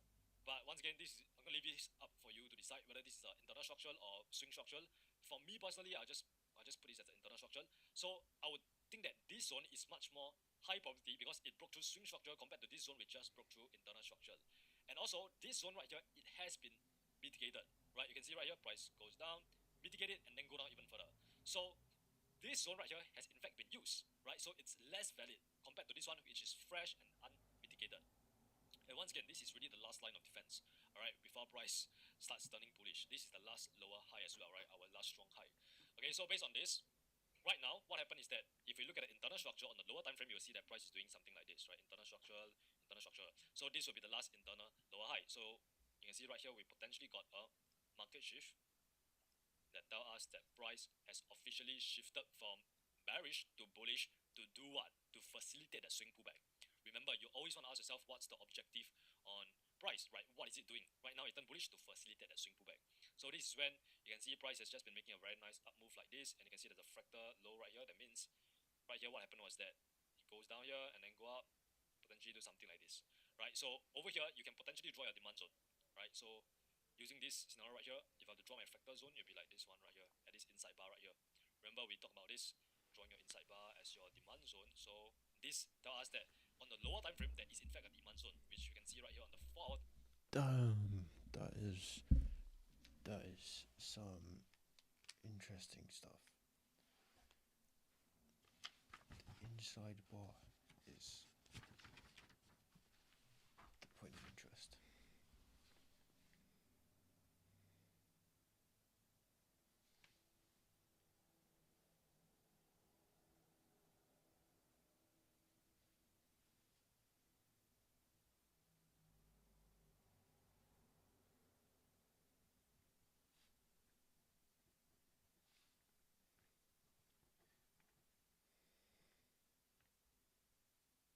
Inside bar is POI. Holy shit. Some next level stuff. You can see what happened right here, right? Price goes up, pull back, and then go even further. And this long wick that we have is also considered as a demand zone, right? So going back up to the daily time frame. Now, once again, when you have these different zones, you always want to ask yourself, what is the objective of this demand zone that we have right here? It's so that after this market shift, when price is going to start pulling back, it's going to pull back to this demand zone, or perhaps even this extreme demand zone that we have at the end, right? So let me just draw it up as well, because once again, oops, this is the extreme demand zone because this is when price actually pivoted from bearish to bullish, right? So you got an extreme demand zone, and then you got also another demand zone that we have right here, and perhaps even a third demand zone right here at this long lower wick right here, right? So once again right here, and once again, what is price going to do right now after it just created this market shift? It's going to start pulling back, right? And it's going to pull back to either one of these three zones. So we'll see which one it pull back to. You can see it pull back all the way down here, right? All the way down here, and it reacted on the second zone, all right? But do we get a breakout structure? And we get a breakout structure to the upside. So in that case, this one was not really valid. And then did it touch the extreme zone? Not really. It came close to it, but not really. So in the end, it actually respected the second demand zone. So we can leave that up there. And yeah, potentially you can even delete it already because price has already mitigated it, right? So right now, once again, price has turned bullish, and you can draw your internal structure, right? Out of this, your internal breakout structure just right there. And right now, we can expect price to pull back to either one of these supply zones, like I mentioned just now. So right here, and within this move itself, right, you can see within this move itself, there is also, new demand zones being created. So based on this, after this internal breakout structure, right, we can delete this zone and we can draw up a fresh demand zone, right? There's this one right here. This is the pivot, right? Because remember, price goes up, pull back, and then go even further. So this is potentially the pivot right there. Yeah, that's potentially the pivot right there. But once again, you see what happened? Price comes down here, mitigate it, and then go up even further. So in fact, this zone, it's valid, but it has been used. So you must really ask yourself, okay, could there potentially be more demand zone right here? Yes, it is, right? There's another one that is unmitigated right here at this new demand zone. This one is unmitigated, right? So I can put that up right there. Yeah, so right now, I can expect price to pull back to this unmitigated demand zone before it got even further to tap into this, either one of this supply zone. Right, so you can see price comes down here, okay, and then reacted from it and then go up. You can see reacted from it and then go up right here, right? So right here, this demand zone, if I were to draw it correctly, it will be this candle right here, right? This is a pivot right there. Yeah, it will be right there. So you can see price reacted from it and then go up, and where did it go to? This supply zone. And once again, you can see, look and observe price. Price is having a lot of buying momentum, a lot of buying pressure. So most likely, this zone right here, it might not hold. And also, it doesn't help the fact that this zone has been mitigated, right? So this one is really not really a strong zone. So if price is going to mitigate it, where am I expecting price to go next? It's going to go up to this supply zone that we have on the extreme end, right? right? So this is where you can potentially draw your another internal break of structure. Once again, after break of structure, we can expect price to start pulling back. So price is going to use this supply zone, right, to start pull back, right? Even though this has been mitigated, there could potentially be some existing orders right here yet to be filled, right? So we can still expect some sort of supply to step into the market and push price down a little bit, also to facilitate that pullback on the internal structure. So this has been mitigated. Remove this, and once again, I'll draw my new demand zone. So this is where price goes down, back, go down, mitigate it, and go up, right? So this is in fact your demand range right here, right? This entire demand range. And if we were to refine this, I'll mark it out at this candle right here. But once again, you can see price comes down and mitigate it, right? So I'll mark it up to this one right here. This one is unmitigated. So let's just play price forward and see what price does. You can see price comes down here. And like I said, price does not always have to go down to this refined zone, right? This entire thing is the demand range, right? This entire thing is demand range. You can see price just step into the demand range. More demand step into the market and continue to bring price all the way up here to this extreme supply zone. Now, once price get to this extreme supply zone, you must understand this is really the last line of defense. If price does not respect this supply zone, potentially we could see price break past the last swing lower high, and tell us that there is a market shift, and this entire bearish market structure is going to turn to becoming a bullish market structure where buyers and demand are in control of price. Alright, so yeah, that's that, and basically based on this, we'll see whether price actually respect this or not. So if I want to actually enter right here, remember what I want to see is that market shift. I want to see price create an internal higher low right there, and then comes down here, break past the internal higher low, give us that market shift. And when it does that, this is your market shift, and this is the supply zone that led to this market shift. And then I want to see price react from that supply zone, and that is when I can look for my entry to trade this continuation, right? But seeing the amount of momentum right here, this is kind of unlikely anymore, right? Because there's a lot of buying momentum. But once again, the market can do anything it wants. So we'll see what price does. You can see right here. Okay, react from it, supply zone react from it, and eventually it blow right past it. Right, so this is when we know that, okay, we officially get the market shift right here, where price has officially turned bullish. And right now, all this supply zone, let me just get rid of this. And right now, guess what? Demand is in control. So right now, that is when I can draw all my demand zones, right? So this is itself a demand zone right there. Demand zone, if I were to refine this, it will be this candle right here. And then there's another demand zone potentially right here, right? You can see lots of demand zone right here. This is a candle right there. Okay, I'll draw at this candle right there. Yeah, I can see price mitigate that demand zone and then go even further. Now, we can expect all of these unmitigated supply zones that we have on the left to act as reaction points to facilitate that pullback in the bullish market structure. So if I look towards the left, yes, is there some sort of unmitigated supply? Yes, there is right here. Unmitigated supply, there we go. Right, so we can expect price to actually come up there. Actually, no, this one has been mitigated. No, this one has not been mitigated. Yeah, this one right here. This one has not been mitigated. Yeah, so that is when we can expect price to start pulling back at this unmitigated supply zone, and also cause price just break structure, right? So you can see price comes down here, create a massive pullback, and you can see it completely disregarded this recent demand zone, so we can get rid of that already. Now let's just slow things down a little bit, right? Okay, based on this, right, if you go down to the lower time frame, you will see that the internal structure is price continuously creating higher highs and higher lows. So based on this, I can actually draw this up as my last higher low, right? So this will be my last internal higher low. So if price break past this internal higher low, that means price is going to start turning bearish to facilitate that pullback. So that's when we get price goes down there, break past the last higher low. Alright, cool. We got that market shift to the downside right now. So that is when price is going to turn bearish to facilitate that pullback. And right here, originally we had a demand zone, but you can see right here, price has completely just blow right past it, right past this demand zone. So since price just blow right past this demand zone, we can just get rid of that. And now we can expect price to actually come down to where? Our fresh unmitigated demand zone that we have right here. This is a refined zone, so we'll see whether price gets down there. Okay, you can see price does not get to the refined zone, it get into the range, right? So you can see price step into the range and then go. So once again, I will always advise you guys to find one method to actually mark up your zone. Whether you want to mark up the entire consolidation just like this, right, the entire pivot just like this, or refine it to the one candle at the pivot candle, right? Once again, completely up to you.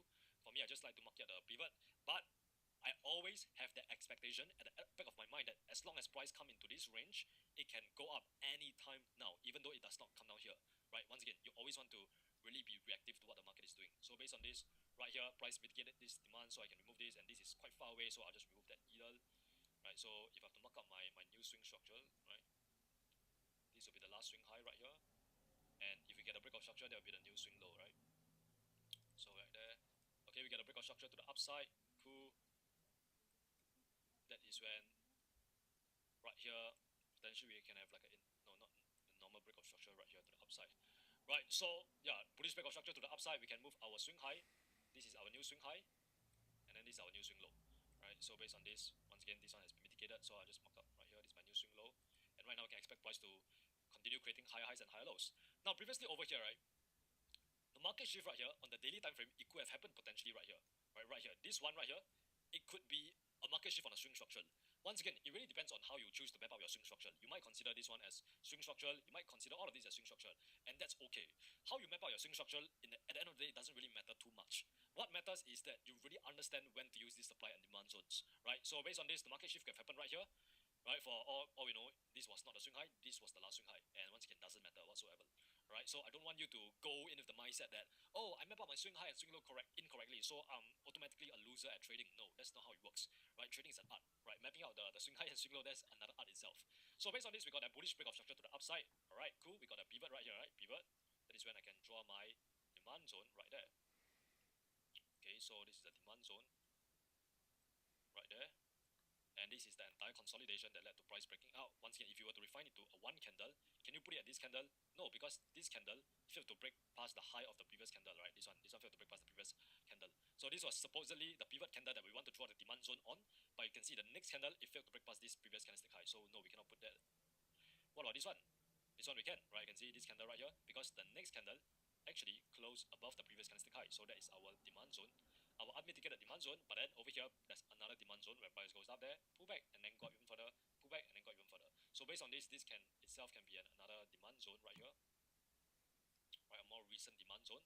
And if we were to refine it, it will be potentially this candlestick right there. But once again, you can see this is when price has already mitigated it before price goes up even further, right? So we know that this zone right here is going to be much more stronger. Actually, no, this one has already been mitigated as well, right? So, yeah, these two zones has been mitigated, but we're just going to leave it there because they are in fact valid, right? They do lead to break of structure, it's just that they have been mitigated. So the chances of price actually respecting them kind of decreases. So just play price forward, you can see price come down here to this zone. Do we get a break or no? No, price disregarded that one and it goes down even further. Okay, so we can expect price to come down to this extreme zone that we have then. And remember, if we look at the swing structure, this one is the last swing high. And then right now, this is the last swing. I mean, this is the last swing high and this one is the last swing low, right? So right now, this is really the last line of defense. If price break past this low right here, we can expect a bearish market shift and price to move to the downside. So our expectation is that if price is going to continue this bullish market structure, price is going to come down here, respect this demand zone, and just goes up even further and continue these higher highs and higher lows. So if you look at the internal structure, what is price doing? Price is creating lower highs, low lows, turning bearish to facilitate that pullback. So you can see this is a lot of choppy price action going on. So you can see price finally tap into this. Alright, tap into that demand zone. Do we get a break or no? Okay, you can see right here. Oops, no. You can see right here, we potentially get a close, right? Below this previous candlestick. Right here, below this swing low, right? So potentially this could be a bearish market shift already, right? Price is starting to turn bearish. And this high right here, it became strong because this is a strong high that led to price creating this market shift, right? So I'll just put it there. Right now, price has turned bearish, and we can expect right here. Okay, after price has turned bearish, right here where price broke past the last swing low.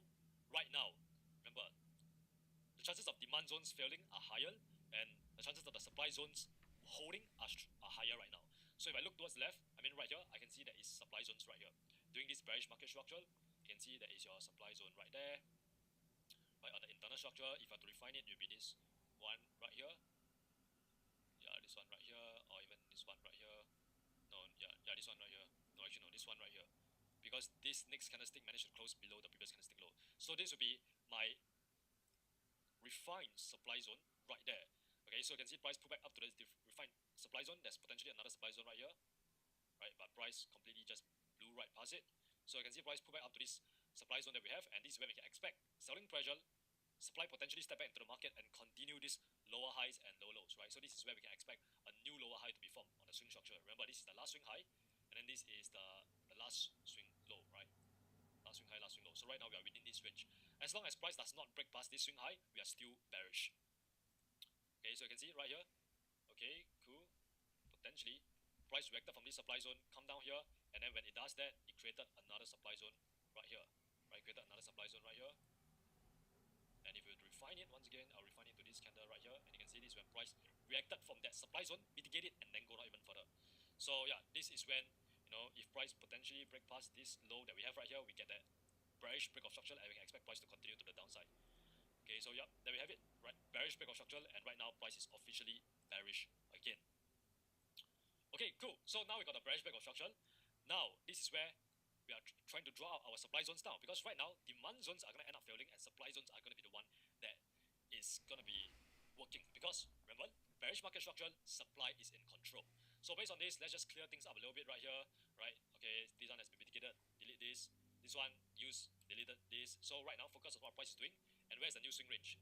This will be the new swing high, because this swing high led to price breaking structure, right? So this is the new swing high right there. Okay, so right now we are playing within this swing range right now. This one, let's just redraw this. Okay, so over here, if I draw all the supply zone that we have, this one is the extreme supply zone. Once again, we gotta be careful because price has already mitigated this one. And over here, price did this and then go down even further. So there's another supply zone right here. And then there's another pivot right here. So there's another supply zone right here. So based on this, I can draw another supply zone right here. Okay, this is the entire range, right? This is the entire range right there. This entire range right there. Yeah, this is the pivot right there. Okay. If you were to refine this candle will not do, because the next candle actually did not close below this previous candlestick low, so you must put it at this bearish candle right here. So there's a refine zone. And mate, would I be mad to say that inducements are flip zones?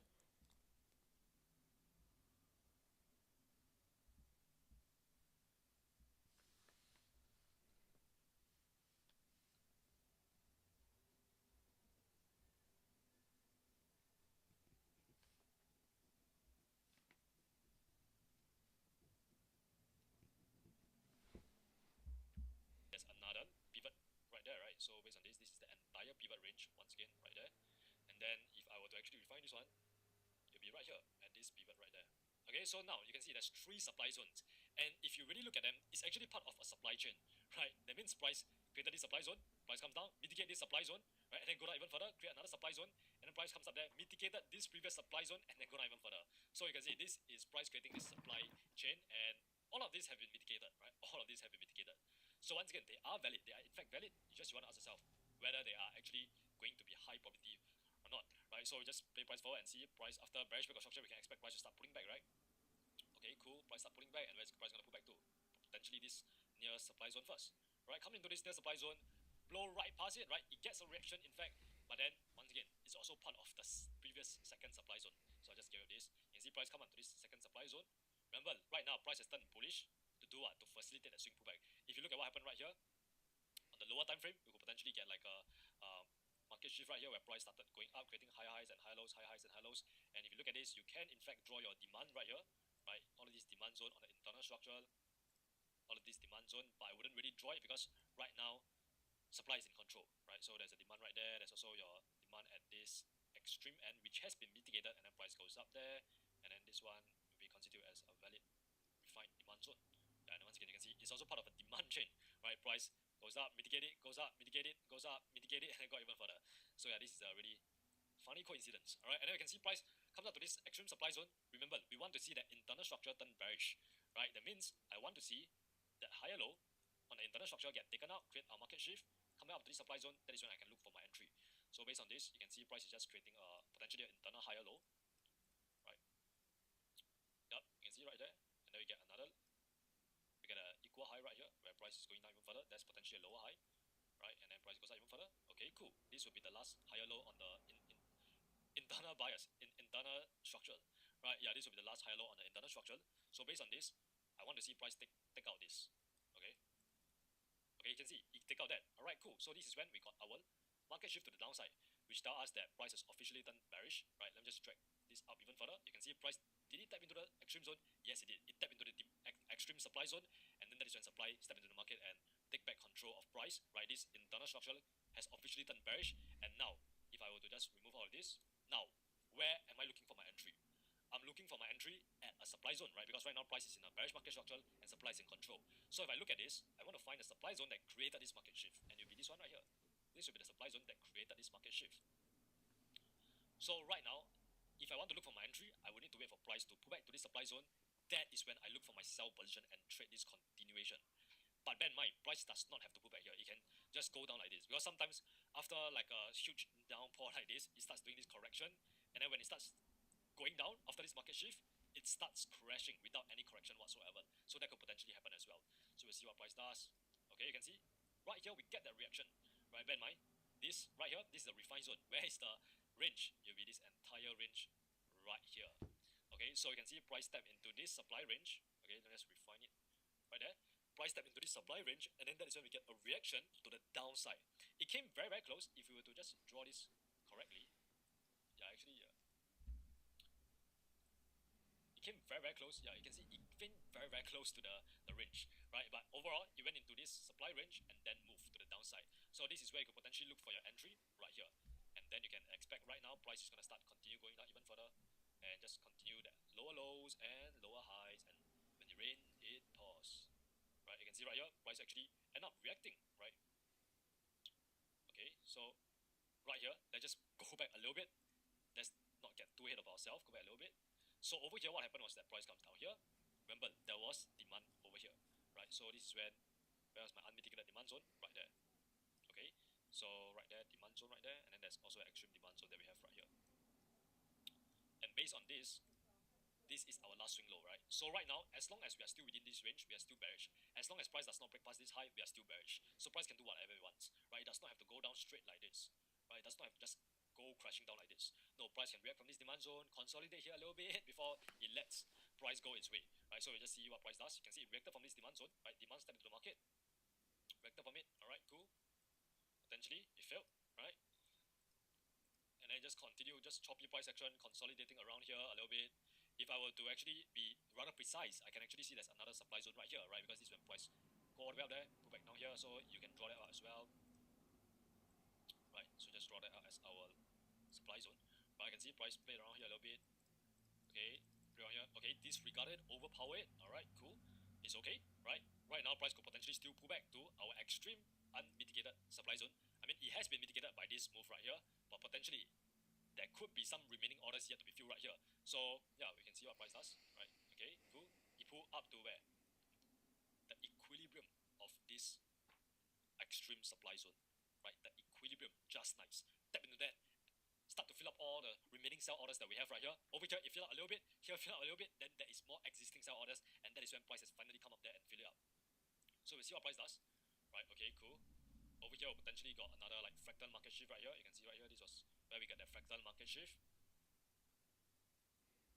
Remember, we got our fractal low right here, and fractal market shift right there, and then right now price is back to the downside, right? And see, and eventually it broke past it, and it created this market shift, right? And that's basically where price is at right now on August 2024 at the time of recording this. So now we know that price has officially break past the last swing high that we have right here, right? It broke past the last swing high, giving us our market shift. So now we know that the bulls are in control of the market right now. That means the demand is going to be in control of price. Now, knowing that price is bullish right now and the demand is in control of price, that is when I can start to delete all of these supply zones, right? Clean my charts out a little bit, right? And start to focus on drawing my supply zones, right? So that's when I can draw, okay, there's a supply zone right here, and then there's another supply zone right here, and potentially another supply zone right here. And then now I'm going to be looking forward to trade these demand zones, right? I'm looking forward for price to come down into this demand zone. That is when I look for my opportunity to trade this continuation. Remember your order flow, range, initiation, mitigation, and continuation. Alright, ladies and gents, that's basically it for this episode. I understand it's been very long, right? This video has been very long. Basically, like all the walkthrough lessons, they are extremely long. It's because I really want to make sure that I show you guys as much examples as possible so that you can really understand these supply and demand concepts. Always remember, when it comes to supply and demand zones, we never ever know which zone price is going to react from. It can react from this zone or this extreme zone and then go up. We never ever know. Later on, you will learn more confluences that you can utilize to actually define whether a zone is valid or not and increase the probability of that zone. And then you will know that, okay, this zone is liquidity and this zone is a flip zone, so most likely price is going to work, right? And remember, trading is always a game of probabilities, right? You never ever hear me say, oh, this zone will definitely work. No, you will hear me say, this zone might work. You know, there's like a 50% chance it's going to work. There's an 80% chance it's going to work. But there's always a chance that it's going to fail as well. So yeah, bear in mind, that is basically for supply and demand and market structure. I will see you guys in the next lesson where we talk more about. Bro, I think that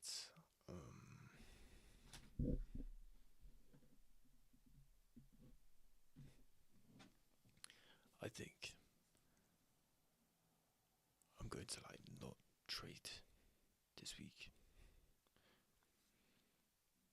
Cause like I've taken such a hit that's just come back and just like start swinging again. It's like kind of like counterintuitive, considering it was so bad. Like there's one thing like refining and continuing on after like a string of small losses.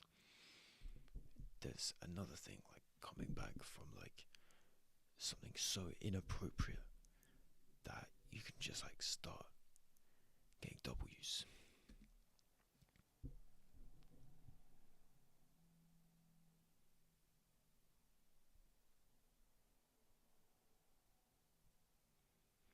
Holy shit, I think this year has been like the hardest year of my trading. I think the first and second year were difficult, but this year actually started so badly.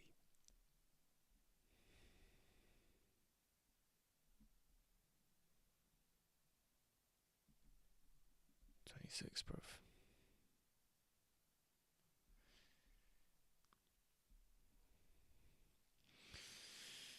Yeah, so I'm gonna just like fucking put that in the chat and shit. Just let people know that like I ain't trading, bruv. Not today. Alright. Peace and love. Fucking huge respect. Staying on top of yourself.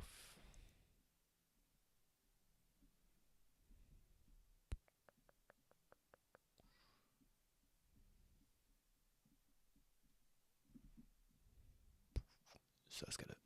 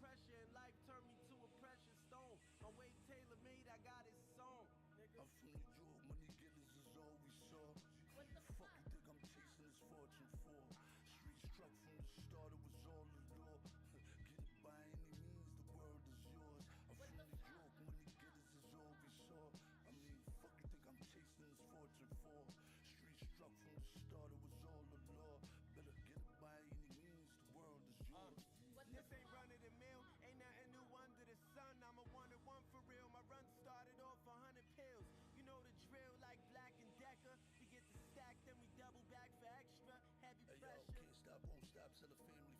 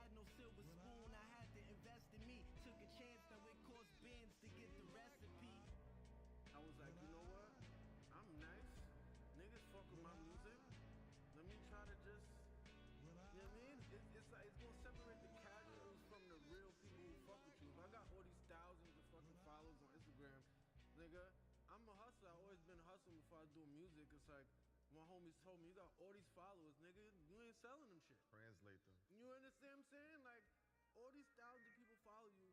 If you put this product up for sale,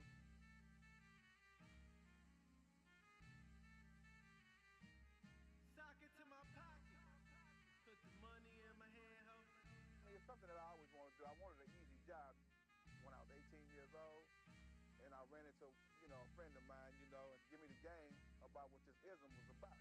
So I stayed down and dirty,